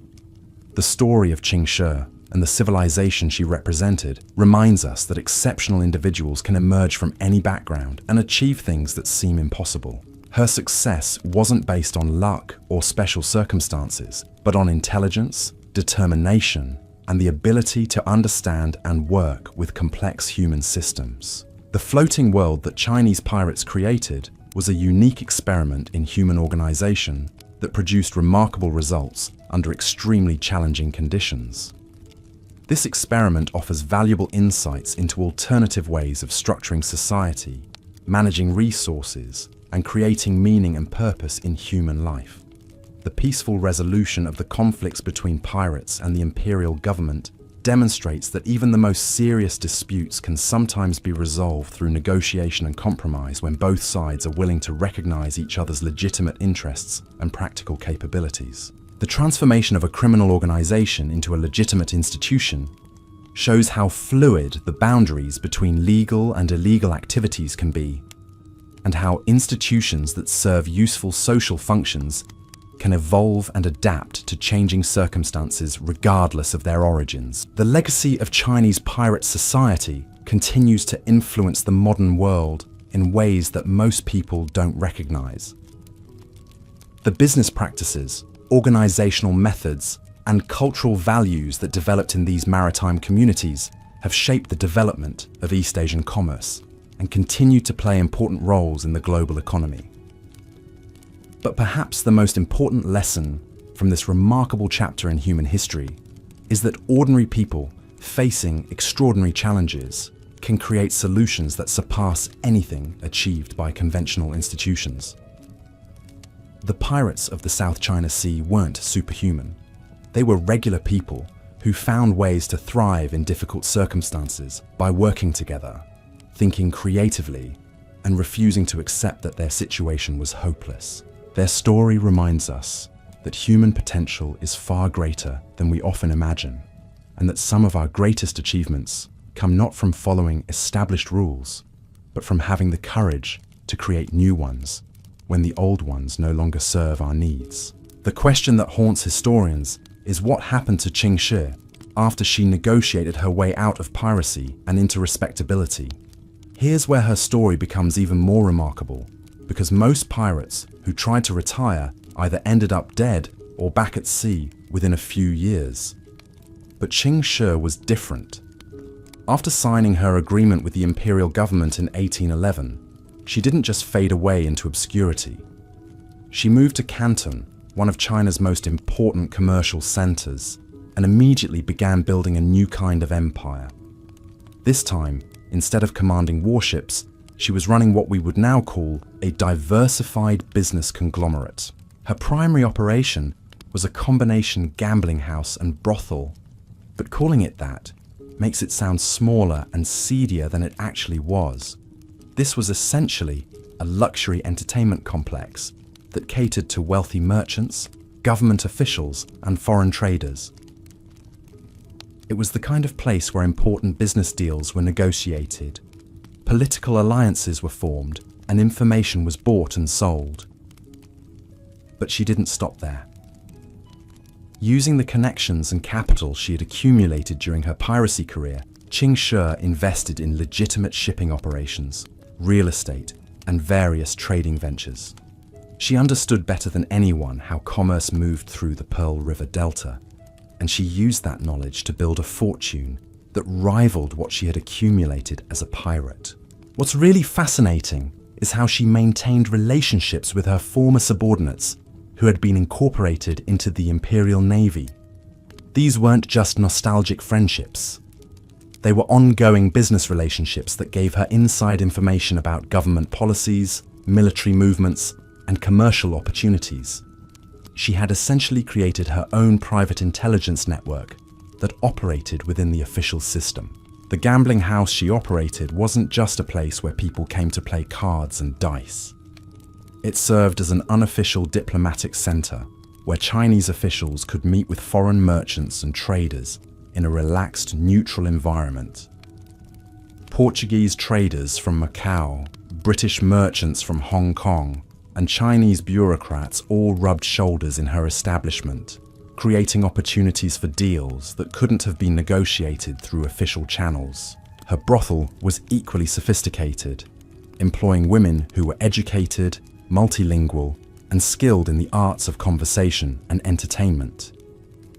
These weren't desperate victims, but professional courtesans who commanded high prices and enjoyed considerable independence. Many of them came from pirate families and understood the maritime world better than most men in legitimate society. The information that flowed through these establishments was incredibly valuable. Ching Shih knew about trade opportunities before they became public knowledge, understood which government officials were corrupt and which ones were honest, and could predict political changes that would affect business conditions. She used this intelligence to make investment decisions that consistently generated enormous profits. But perhaps the most remarkable aspect of her civilian career was how she used her wealth and influence to help other former pirates transition to legitimate occupations.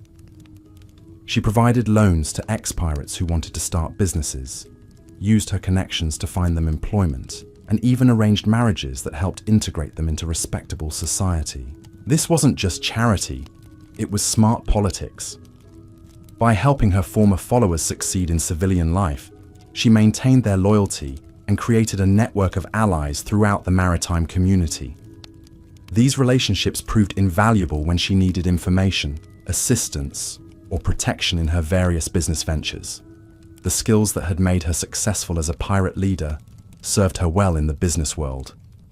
She understood how to manage complex organizations, negotiate favorable deals, and maintain loyalty among diverse groups of people. Her ability to assess risk, adapt to changing circumstances, and outmaneuver competitors made her one of the most successful entrepreneurs in southern China. Her personal life during this period remains somewhat mysterious, which is typical for women of her era. We know she maintained her marriage to Zhang Yi, her former fleet commander, and that they lived comfortably in a large compound in Canton. Some sources suggest they had children together, while others claim she remained childless.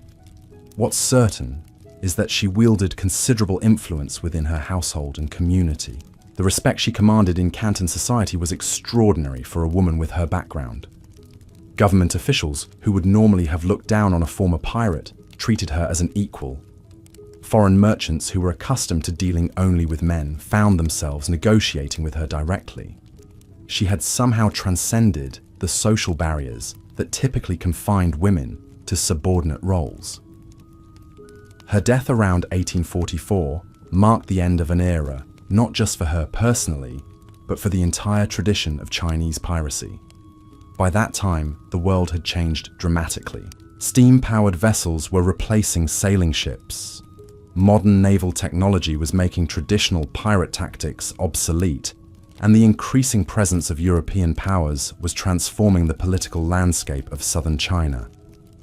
But her influence lived on through the many people whose lives she had touched. Former pirates who had become successful merchants credited her with their prosperity. Government officials who had learned to work with, rather than against, maritime communities continued to use negotiation and compromise, rather than pure force. Foreign traders who had dealt with her recognized that Chinese women could be formidable business partners. The transformation of Ching Shih from pirate queen to respected businesswoman represents one of the most successful career changes in history. She didn't just survive the transition from outlaw to citizen, she thrived, building a new kind of power that was arguably more lasting and influential than what she had wielded at sea. Her story challenges every assumption about gender, class, and social mobility in traditional Chinese society.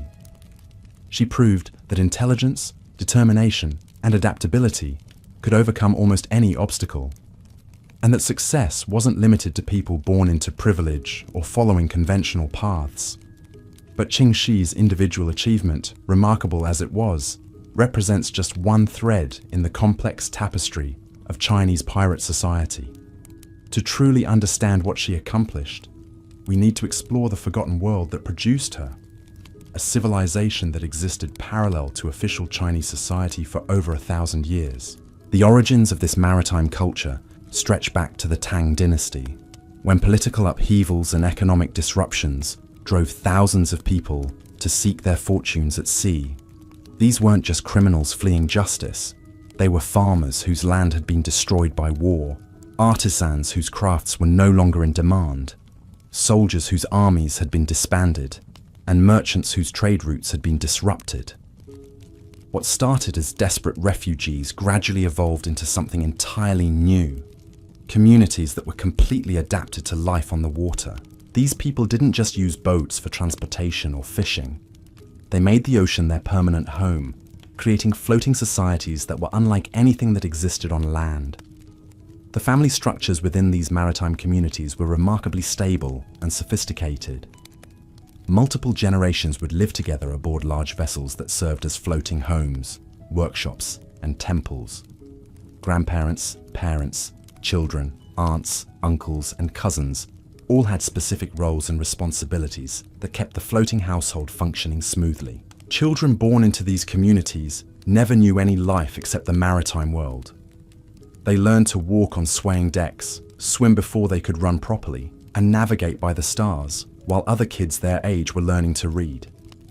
Their playmates were dolphins and seabirds. Their playground was the vast expanse of the South China Sea. The education these children received was comprehensive and practical. They studied traditional Chinese subjects like calligraphy, poetry, and mathematics. But they also learned specialized maritime skills that couldn't be taught in any land-based school. They understood weather patterns, ocean currents, marine biology, and the complex social dynamics of shipboard life. Marriage within these floating communities created bonds that extended far beyond individual families. Wedding ceremonies were elaborate affairs that involved entire fleets, with hundreds of vessels gathering to celebrate the union of two people. These weren't just romantic occasions, they were political and economic alliances that could affect the fortunes of entire communities. The bride and groom weren't the only ones making commitments. Their families were essentially merging their resources, knowledge, and networks. A marriage between members of different crews might mean sharing fishing grounds, coordinating trading routes, or providing mutual support during dangerous times. The ceremonies themselves were spectacular displays of maritime culture. Decorated junks would parade through the fleet, their sails painted with auspicious symbols, and their decks crowded with musicians, dancers, and celebrants. Fireworks would light up the night sky, and the festivities could continue for days as different crews took turns hosting parties and competitions. The gifts exchanged during these weddings weren't just personal tokens. They were practical items that would help the new couple establish their own household.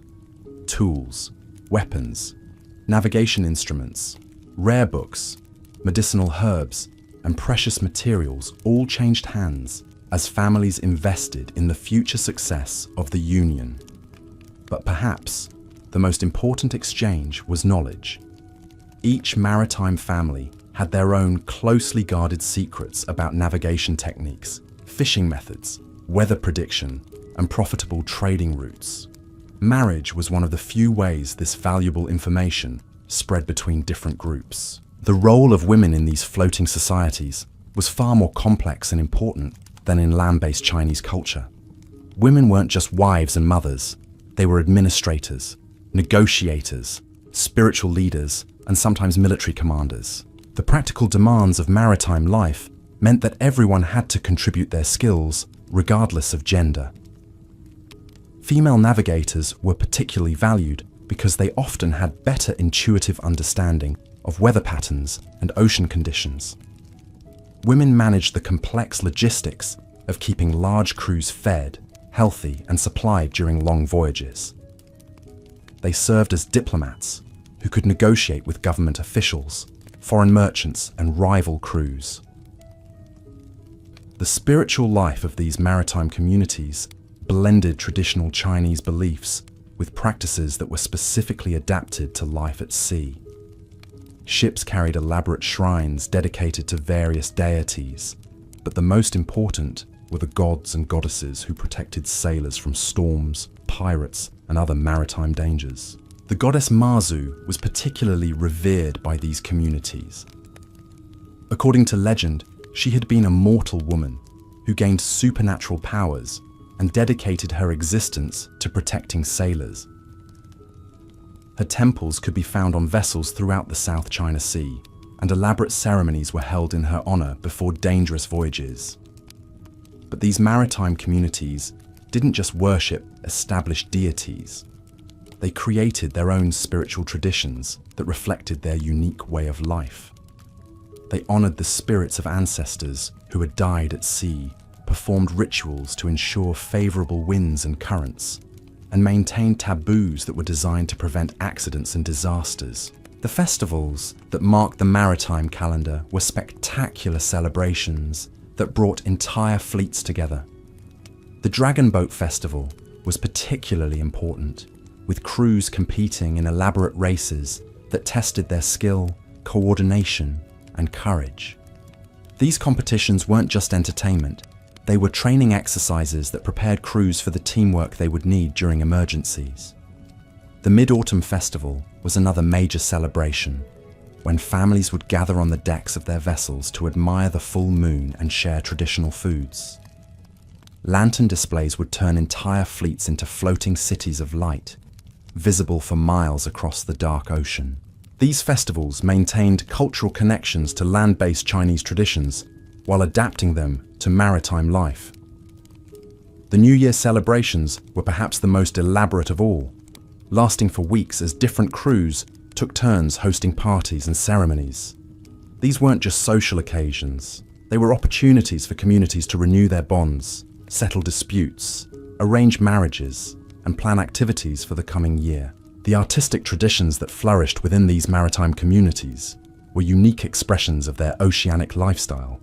Songs told stories of legendary storms, heroic rescues, and tragic love affairs between people from different crews.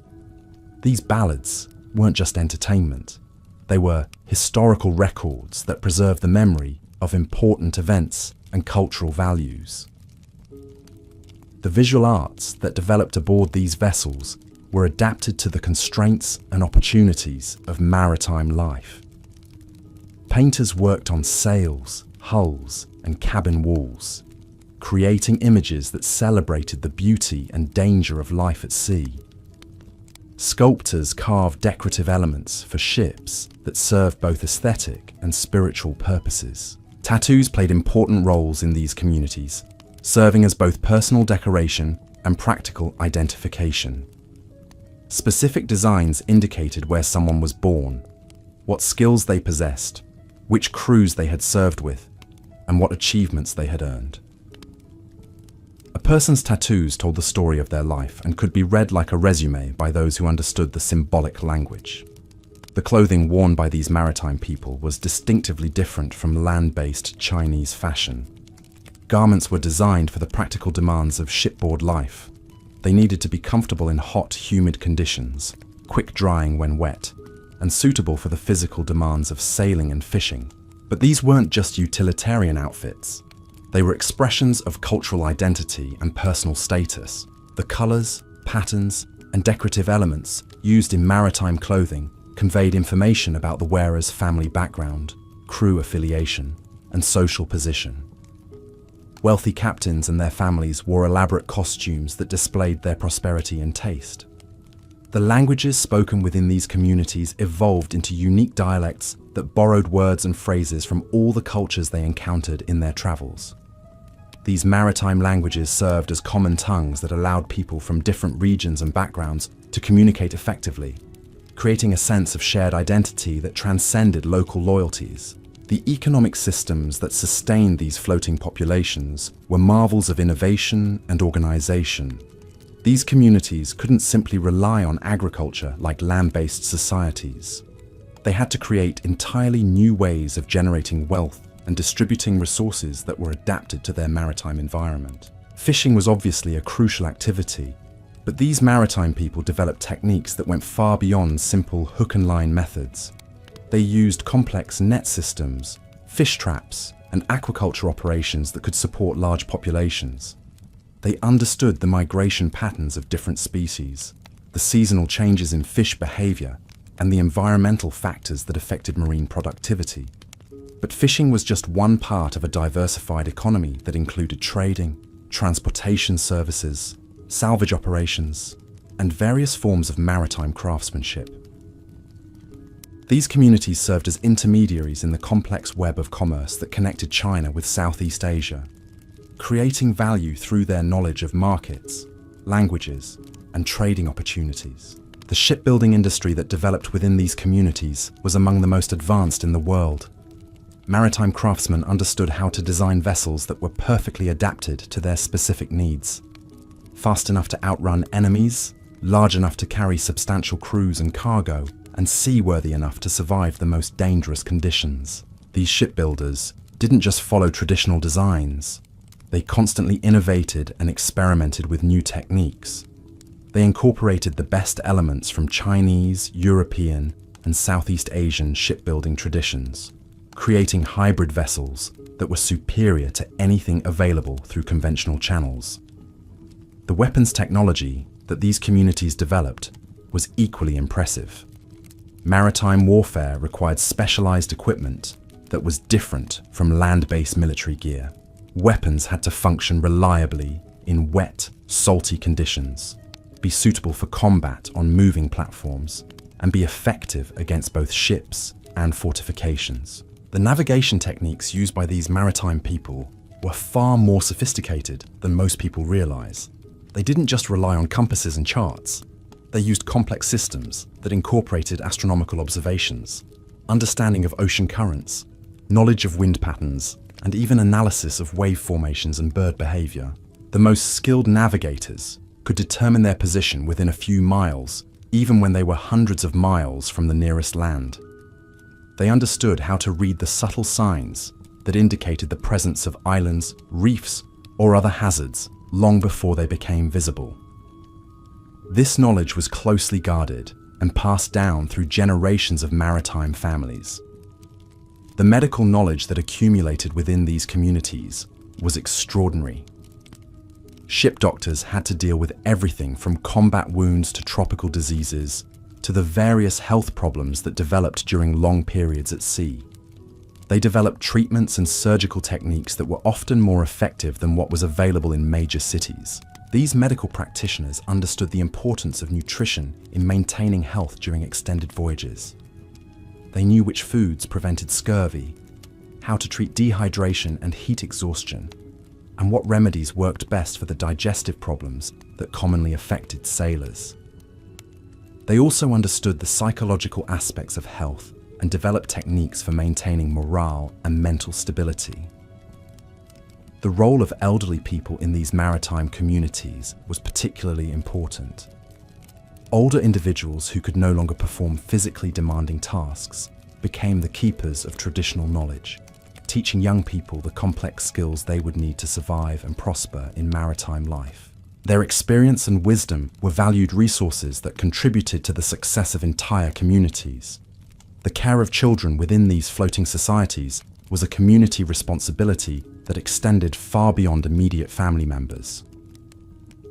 Everyone understood that children represented the future of their way of life, and considerable resources were invested in ensuring they received proper education, training, and socialization. Children weren't just passengers or burdens. They were active participants in community life from a very early age. They had specific responsibilities and duties that contributed to the welfare of their crews. This early involvement in adult activities gave them practical experience and helped them develop the skills they would need as they matured. The games and activities that entertained these maritime children were often educational as well as fun.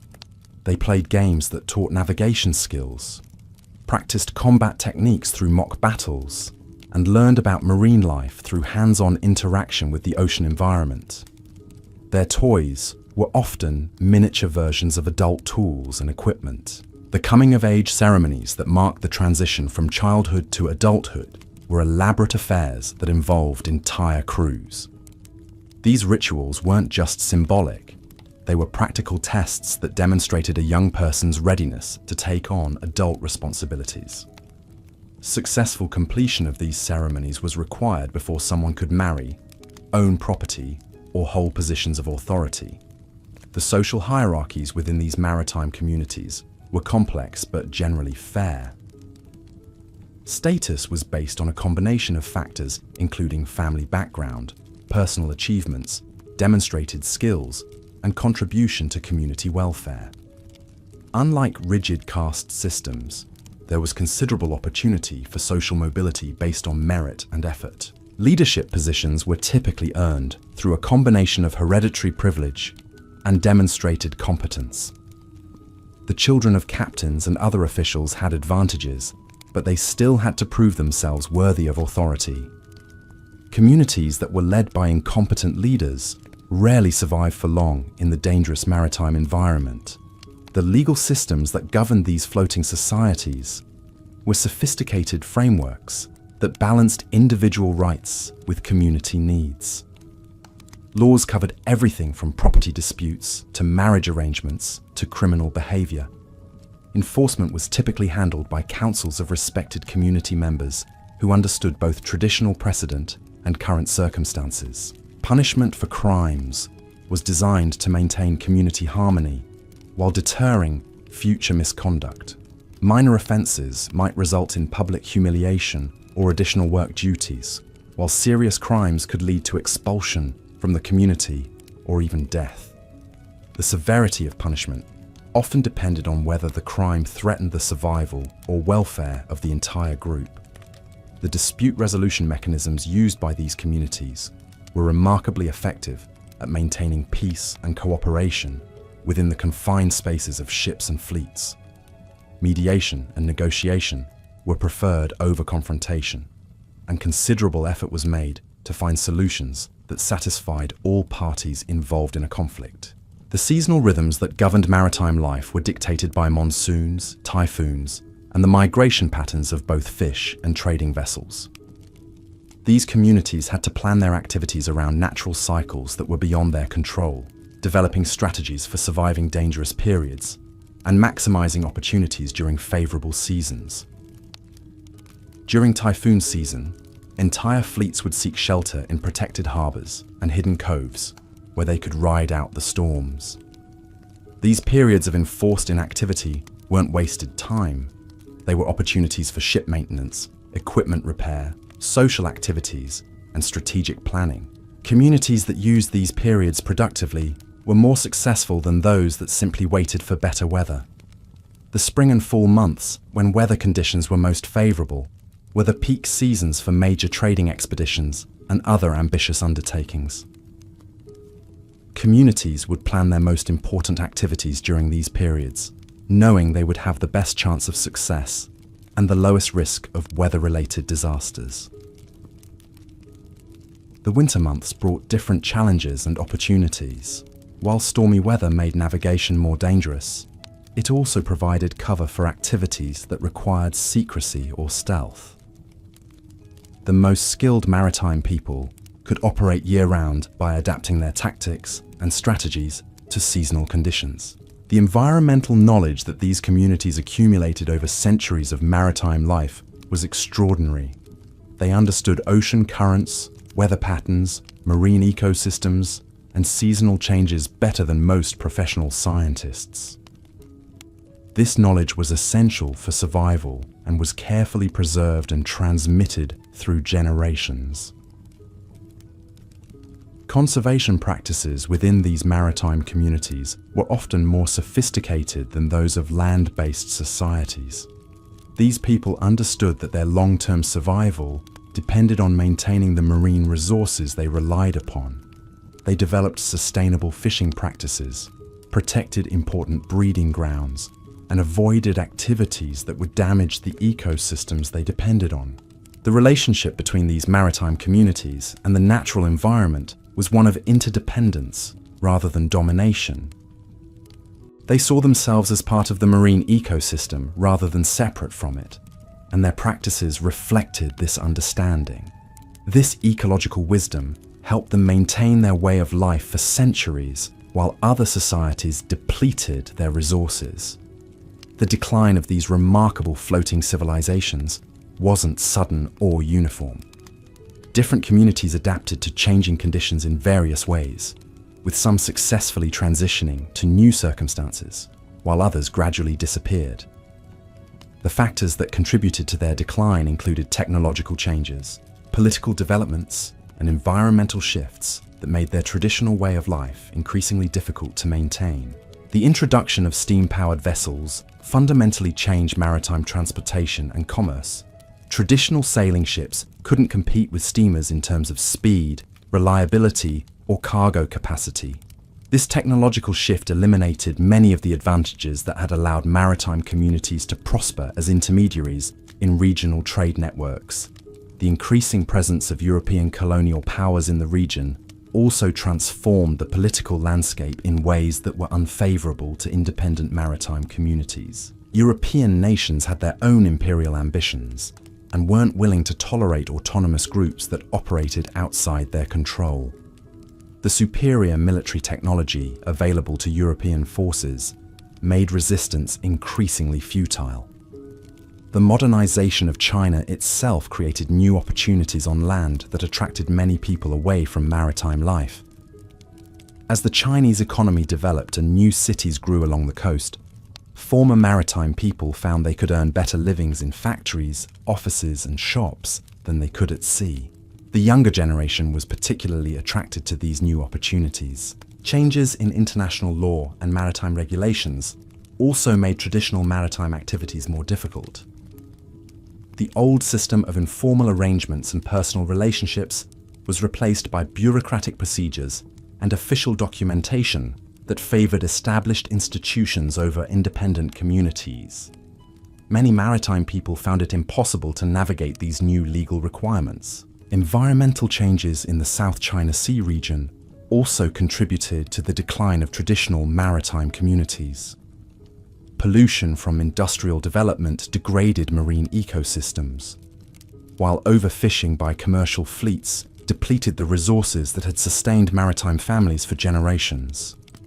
Climate change altered weather patterns and ocean conditions in ways that made traditional navigation and fishing methods less reliable. The transformation of former maritime people into land-based citizens was a gradual process that took place over several generations.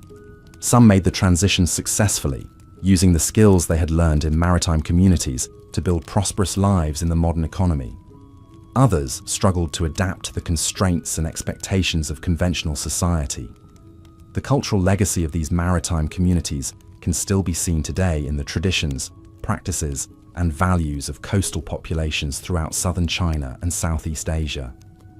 Many fishing communities, boat people, and maritime workers trace their ancestry back to the great floating civilizations that once dominated the South China Sea. The business practices and organizational methods that were developed in maritime communities continue to influence Asian commerce in ways that most people don't recognize. The emphasis on personal relationships, flexible arrangements, and mutual benefit that characterize maritime trading has become a hallmark of modern Asian business culture. The linguistic contributions of maritime communities are preserved in the dialects and specialized vocabularies used by coastal populations throughout the region. Words and phrases that originated aboard trading junks and fishing vessels have entered mainstream languages and continue to be used by people who have no knowledge of their maritime origins. The architectural styles that were developed for shipboard living influenced the design of buildings in coastal cities and towns. The emphasis on efficient use of space, flexible arrangements, and adaptation to environmental conditions that characterize ship design can be seen in traditional architecture throughout maritime Asia. The artistic traditions that flourished in maritime communities have had lasting influence on regional culture. Songs, stories, and visual arts that originated aboard ships and in floating communities continue to be performed and appreciated by contemporary audiences, though few people understand their maritime origins.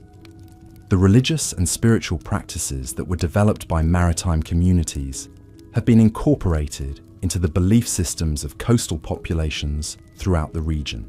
Temples dedicated to maritime deities can be found in ports and fishing villages from southern China to Indonesia, maintaining connections to the floating civilizations that once dominated these waters. The scientific and technical knowledge that was accumulated by maritime communities has contributed to modern understanding of oceanography, marine biology, and navigation. Many of the observations and techniques that were developed by traditional maritime people have been validated and incorporated into contemporary scientific practice.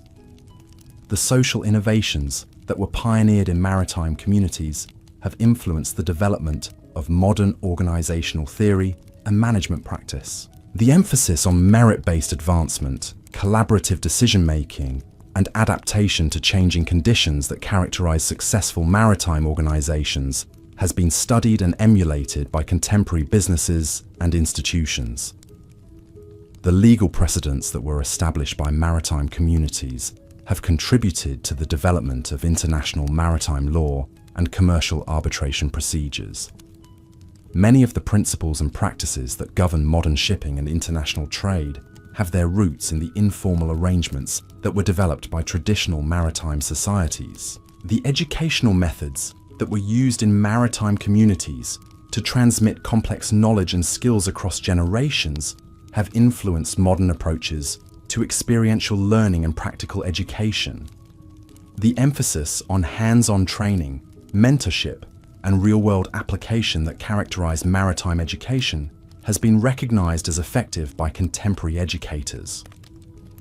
The environmental practices that were developed by maritime communities have provided models for sustainable resource management and ecosystem conservation.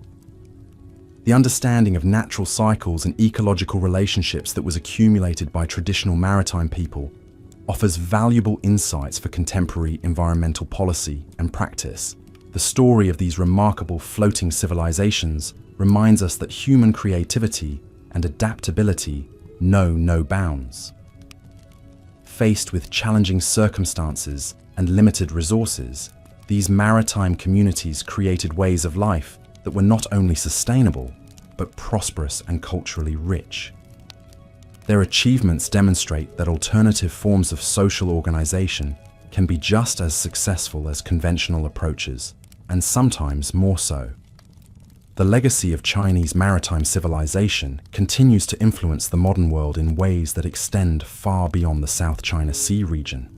The principles and practices that were developed by these floating communities have been adopted and adapted by societies around the globe, contributing to human knowledge and capability in countless ways. Understanding this forgotten chapter of human history changes our perspective on what is possible when people are free to innovate and experiment with new forms of social organization. The maritime communities of the South China Sea created solutions to complex problems that established institutions couldn't solve, and their achievements deserve recognition alongside the more conventional accomplishments that typically receive historical attention.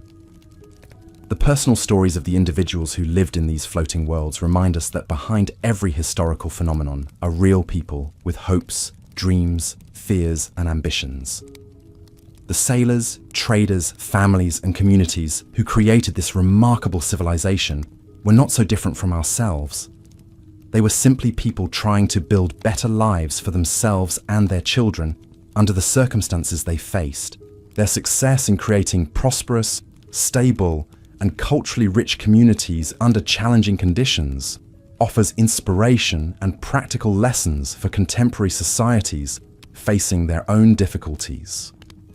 The maritime people of the South China Sea proved that it is possible to thrive even when conventional approaches fail, and their example continues to inspire those who refuse to accept that their circumstances are hopeless. The transformation of Ching from courtesan to pirate queen to respectable businesswoman represents the ultimate expression of the possibilities that existed within this maritime world. Her story demonstrates that in societies that value competence over convention, extraordinary individuals can achieve things that seem impossible under normal circumstances. But perhaps the most important lesson from this forgotten civilization is that human communities are capable of far more creativity, cooperation, and achievement than we often imagine. When people are united by common purposes and shared challenges, They can create institutions and ways of life that surpass anything achieved by more conventional societies. The children who grew up in these floating worlds possessed knowledge and skills that were unlike anything available on land. They could read the ocean like a book, understanding the subtle signs that indicated approaching storms, hidden reefs, or profitable fishing grounds. They spoke multiple languages fluently, having encountered traders and travelers from dozens of different cultures during their maritime childhood. These young people developed a unique perspective on life that was shaped by constant movement, cultural diversity, and the ever-present awareness that survival depended on cooperation and mutual support. They understood that rigid thinking and inflexible behavior were luxuries that maritime communities couldn't afford. Adaptability wasn't just a useful trait, it was essential for survival. The courtship rituals that developed within these floating communities were elaborate affairs that could involve multiple crews and extended negotiations between families. Young people didn't simply choose their own romantic partners. Marriages were strategic alliances that affected the welfare of entire communities. But this doesn't mean that love and personal attraction were ignored. Successful maritime marriages required both practical compatibility and emotional connection. The engagement process often lasted for months or even years, as families evaluated the suitability of potential matches. They considered not just the personal qualities of the individuals involved, but also the resources, connections, and reputation of their respective families. A good marriage could provide access to new fishing grounds, trading routes, or technical knowledge that would benefit everyone. The wedding ceremonies themselves were spectacular celebrations that demonstrated the wealth and status of the families involved. Elaborate gifts were exchanged, including rare goods, precious metals, specialized tools, and valuable information about navigation routes or market opportunities. These exchanges weren't just generous gestures, they were investments in the future prosperity of the newly formed alliance. The honeymoon period for newlywed couples often involved extended voyages that allowed them to visit relatives, explore new territories, and establish their own trading relationships. These journeys weren't just romantic adventures, they were practical education in the skills and knowledge the couple would need to establish their own successful household.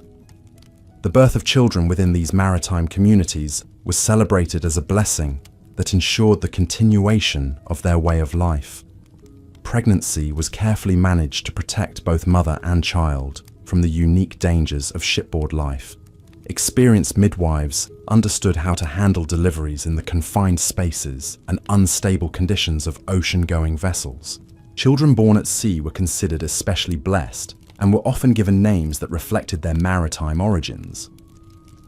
These ocean-born youngsters were believed to have natural advantages in understanding weather patterns, navigation, and the behavior of marine life. They often became the most skilled sailors and navigators in their communities. The early education of these children combined traditional Chinese learning with specialized maritime knowledge that couldn't be found in any land-based school. They learned to read and write classical Chinese, but they also mastered the practical skills of seamanship, navigation, and maritime commerce that were essential for success in their floating world. By the time these children reached adolescence, they possessed capabilities that would have impressed professional sailors and merchants in any major port. They could handle complex navigation calculations, negotiate in multiple languages, assess weather conditions, and manage the interpersonal dynamics of crowded shipboard communities. The transition from childhood to adulthood within these maritime societies was marked by elaborate ceremonies that tested the young person's readiness to take on adult responsibilities. These weren't just symbolic rituals, they were practical examinations that demonstrated mastery of essential skills and knowledge. Young men might be required to successfully navigate a vessel through dangerous waters, negotiate a profitable trading deal, or demonstrate their courage in combat. Young women might need to show their ability to manage household finances, resolve disputes between crew members, or organize the complex logistics of a major voyage. Successful completion of these coming-of-age ceremonies earned young people the right to participate fully in adult society. They could marry, own property, vote in community decisions, and eventually compete for leadership positions. Failure meant continued supervision and additional training until they could meet community standards. The career paths available to young adults in these maritime communities were diverse and offered genuine opportunities for advancement based on merit and achievement. Skilled navigators, successful traders, capable administrators, and effective leaders could all achieve positions of respect and authority regardless of their family background.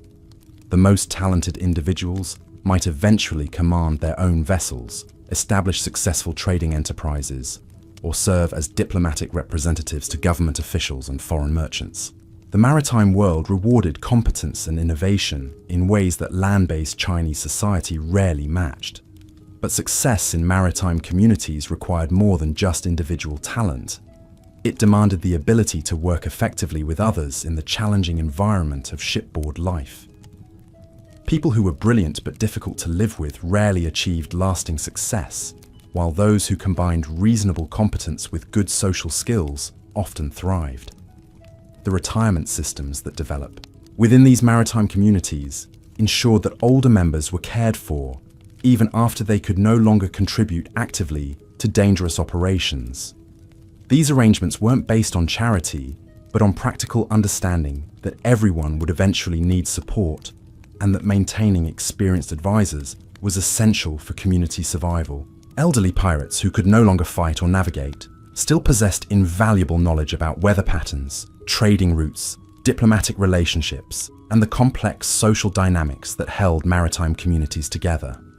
They became teachers, counselors, and keepers of traditional wisdom that couldn't be learned from books or formal instruction. The medical care available to aging members of these floating societies was often superior to what existed in land-based communities.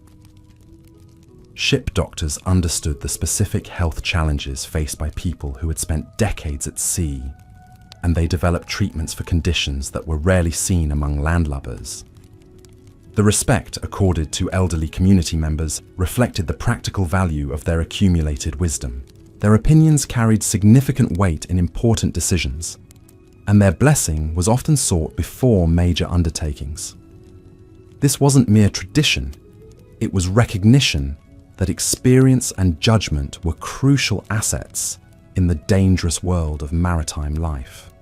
The death of respected elders was mourned by entire communities, not just immediate family members. Funeral ceremonies were elaborate affairs that honored the deceased, while ensuring that their knowledge and wisdom were properly transmitted to younger generations. These rituals weren't just emotional expressions, they were practical measures for preserving cultural continuity. The burial practices used by maritime communities were adapted to their oceanic environment. Traditional Chinese customs required burial in ancestral lands, but people who spent their entire lives at sea couldn't always return to their family origins. Instead, they developed water burial ceremonies that honored the deceased while acknowledging their permanent connection to the maritime world.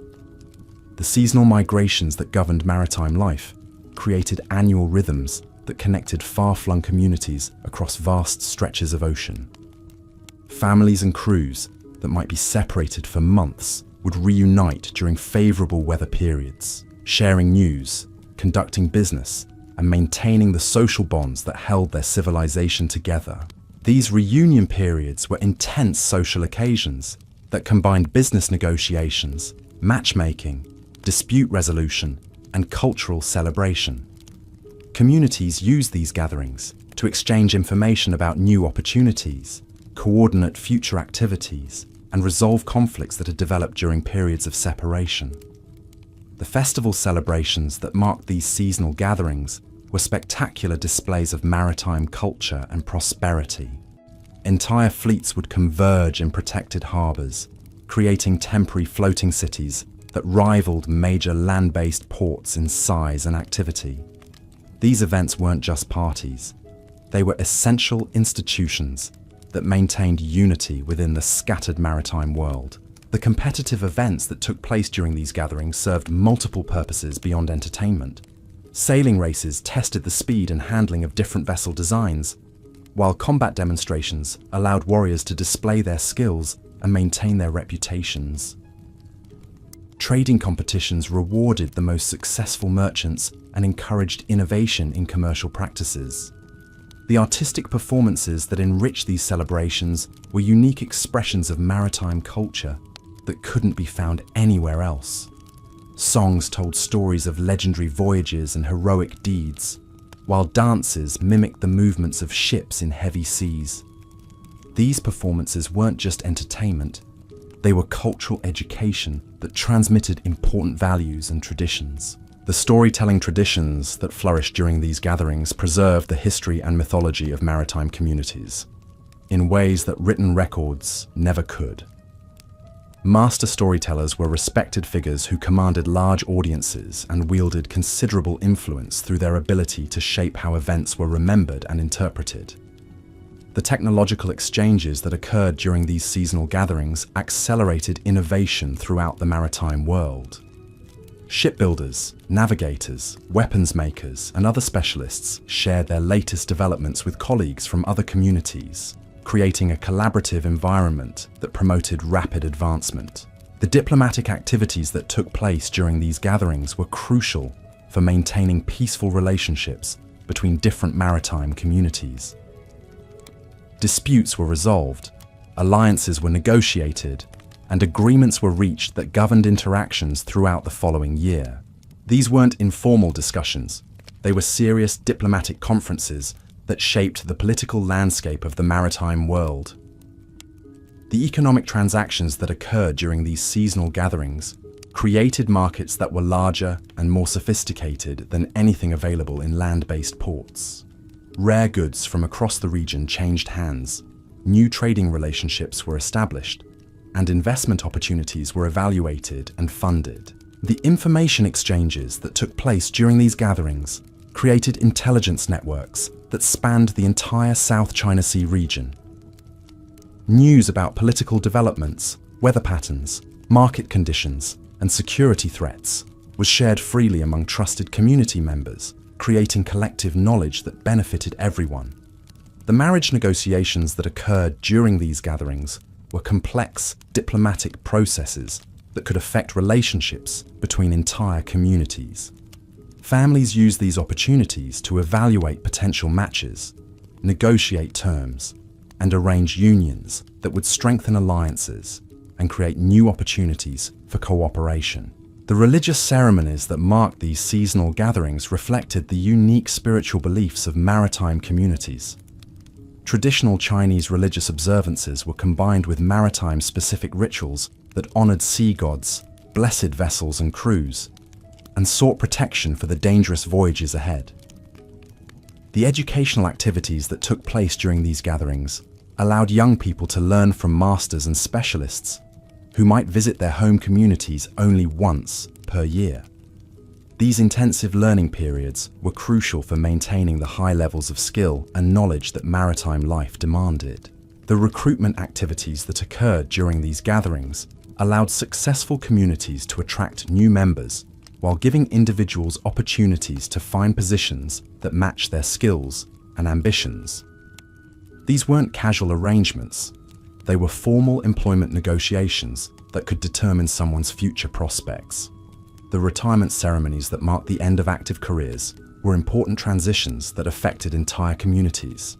Experienced leaders, skilled specialists, and respected elders formally transferred their responsibilities to younger successors, ensuring continuity while allowing older members to enjoy well-earned rest.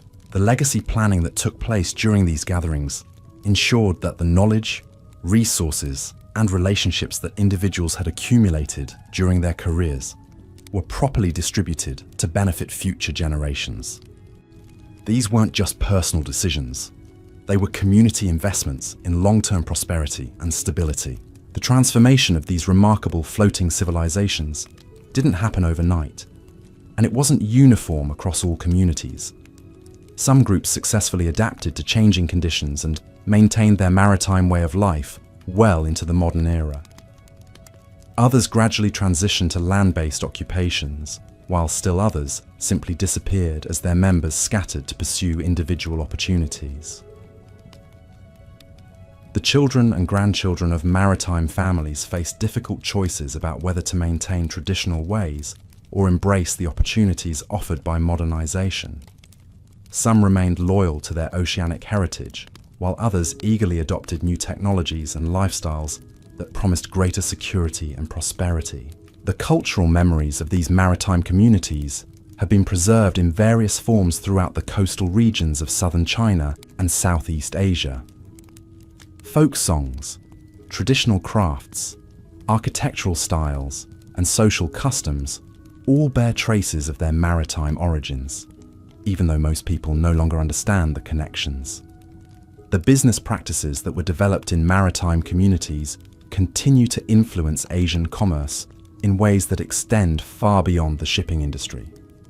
The emphasis on personal relationships, flexible arrangements, and long-term thinking that characterized maritime trading has become a hallmark of modern Asian business culture.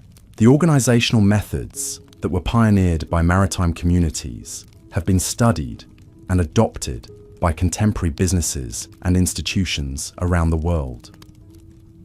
The ability to coordinate complex activities across vast distances using informal networks and personal relationships remains relevant in our interconnected global economy.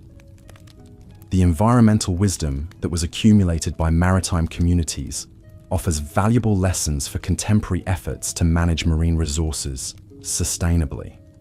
Their understanding of natural cycles, ecosystem relationships, and conservation practices provides models that are still applicable today. The social innovations that were developed by maritime communities have influenced modern approaches to community organization, conflict resolution, and cooperative management. Their success in creating stable, prosperous societies under challenging conditions demonstrates the potential for alternative forms of social organization. The technological achievements of maritime communities contributed to the development of navigation, shipbuilding, and maritime commerce in ways that are still apparent today.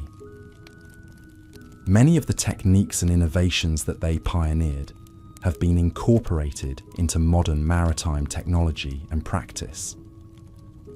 The diplomatic traditions that were established by maritime communities have influenced the development of international law and commercial arbitration procedures. Their success in managing relationships between diverse groups with competing interests offers lessons that remain relevant for contemporary international relations. The educational methods that were used by maritime communities to transmit complex knowledge and skills across generations have been recognized as effective by modern educators. Their emphasis on practical learning, mentorship, and real-world application provides models for contemporary educational reform. The artistic and cultural contributions of maritime communities have enriched the heritage of the entire region in ways that continue to be appreciated today. Their songs, stories, visual arts, and performance traditions remain vibrant parts of contemporary cultural expression. The linguistic innovations that emerged from maritime communities have influenced the development of regional languages and communication systems. Their creation of specialized vocabularies and communication methods has contributed to human knowledge about language development and cultural transmission. The legacy of these remarkable floating civilizations reminds us that human creativity and adaptability are virtually limitless when people are free to innovate and experiment with new forms of social organization. The maritime communities of the South China Sea created solutions to complex problems that established institutions couldn't solve, and their achievements deserve recognition alongside more conventional historical accomplishments. The story of Ching and the civilization that produced her challenges are assumptions about what is possible when individuals are given opportunities to develop their full potential regardless of their background or circumstances. Her transformation from humble origins to commanding respect from emperors demonstrates that exceptional leadership can emerge from anywhere when conditions allow it to flourish. The peaceful resolution of the conflicts between pirates and the imperial government shows that even the most serious disputes can sometimes be resolved through negotiation and compromise when both sides recognize each other's legitimate interests and practical capabilities. This example remains relevant for contemporary efforts to resolve conflicts through diplomacy rather than force. The successful integration of former pirates into legitimate society demonstrates that people can change and adapt when given appropriate incentives and support. The skills and knowledge that made individuals successful in one context often prove valuable in very different circumstances, suggesting that human potential is more transferable and adaptable than we often assume. The environmental practices that were developed by maritime communities offer models for sustainable resource management that remain relevant today. Their understanding that long-term prosperity depends on maintaining the natural systems that support human activity provides lessons that contemporary societies desperately need to learn. The social innovations that were pioneered by maritime communities demonstrate that alternative forms of organization can be just as effective as conventional approaches, and sometimes more so. Their success in creating fair, efficient, and responsive institutions offers inspiration for contemporary efforts at social and political reform. But perhaps the most important lesson from this forgotten chapter of human history is that ordinary people facing extraordinary challenges can create solutions that surpass anything achieved by established institutions. The pirates of the South China Sea weren't superhuman. They were regular people who found ways to thrive in difficult circumstances by working together, thinking creatively, and refusing to accept that their situation was hopeless.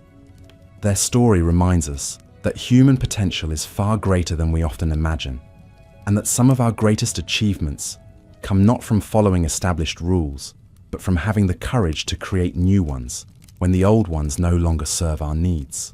The floating civilizations they created were testaments to human ingenuity, cooperation, and determination that continue to inspire us today. The transformation of criminal organizations into legitimate institutions shows how fluid the boundaries between legal and illegal activities can be, and how institutions that serve useful social functions can evolve and adapt to changing circumstances regardless of their origins. This understanding remains relevant for contemporary efforts to reform and improve social institutions. The legacy of Chinese maritime civilization continues to influence the modern world in ways that extend far beyond historical curiosity.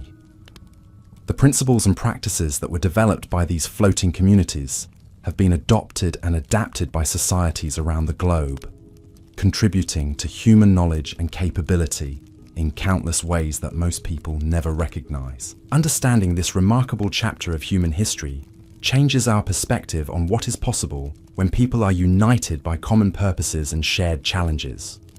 The maritime communities of the South China Sea proved that human societies are capable of far more creativity, cooperation, and achievement than we often imagine. And their example continues to inspire those who refuse to accept conventional limitations on human potential. The personal stories of the individuals who lived in these floating worlds remind us that behind every historical phenomenon are real people with hopes, dreams, fears, and ambitions, who were simply trying to build better lives for themselves and their families under the circumstances they faced. Their success in creating prosperous, stable, and culturally rich communities under challenging conditions offers both inspiration and practical lessons for our own efforts to create better societies and more fulfilling lives. The forgotten world of Chinese piracy represents one of humanity's most remarkable experiments in alternative social organization, and the fact that it has been largely overlooked by conventional history makes its rediscovery all the more valuable. These floating civilizations achieved things that established governments couldn't accomplish, created innovations that influenced the development of entire regions, and demonstrated possibilities for human organization that remain relevant today. The story of Ching and the maritime world that produced her is ultimately a story about human potential and the remarkable things that become possible when that potential is allowed to flourish. It reminds us that the boundaries we accept as permanent are often more flexible than we imagine, and that extraordinary achievements are within reach of ordinary people who have the vision and determination to pursue them.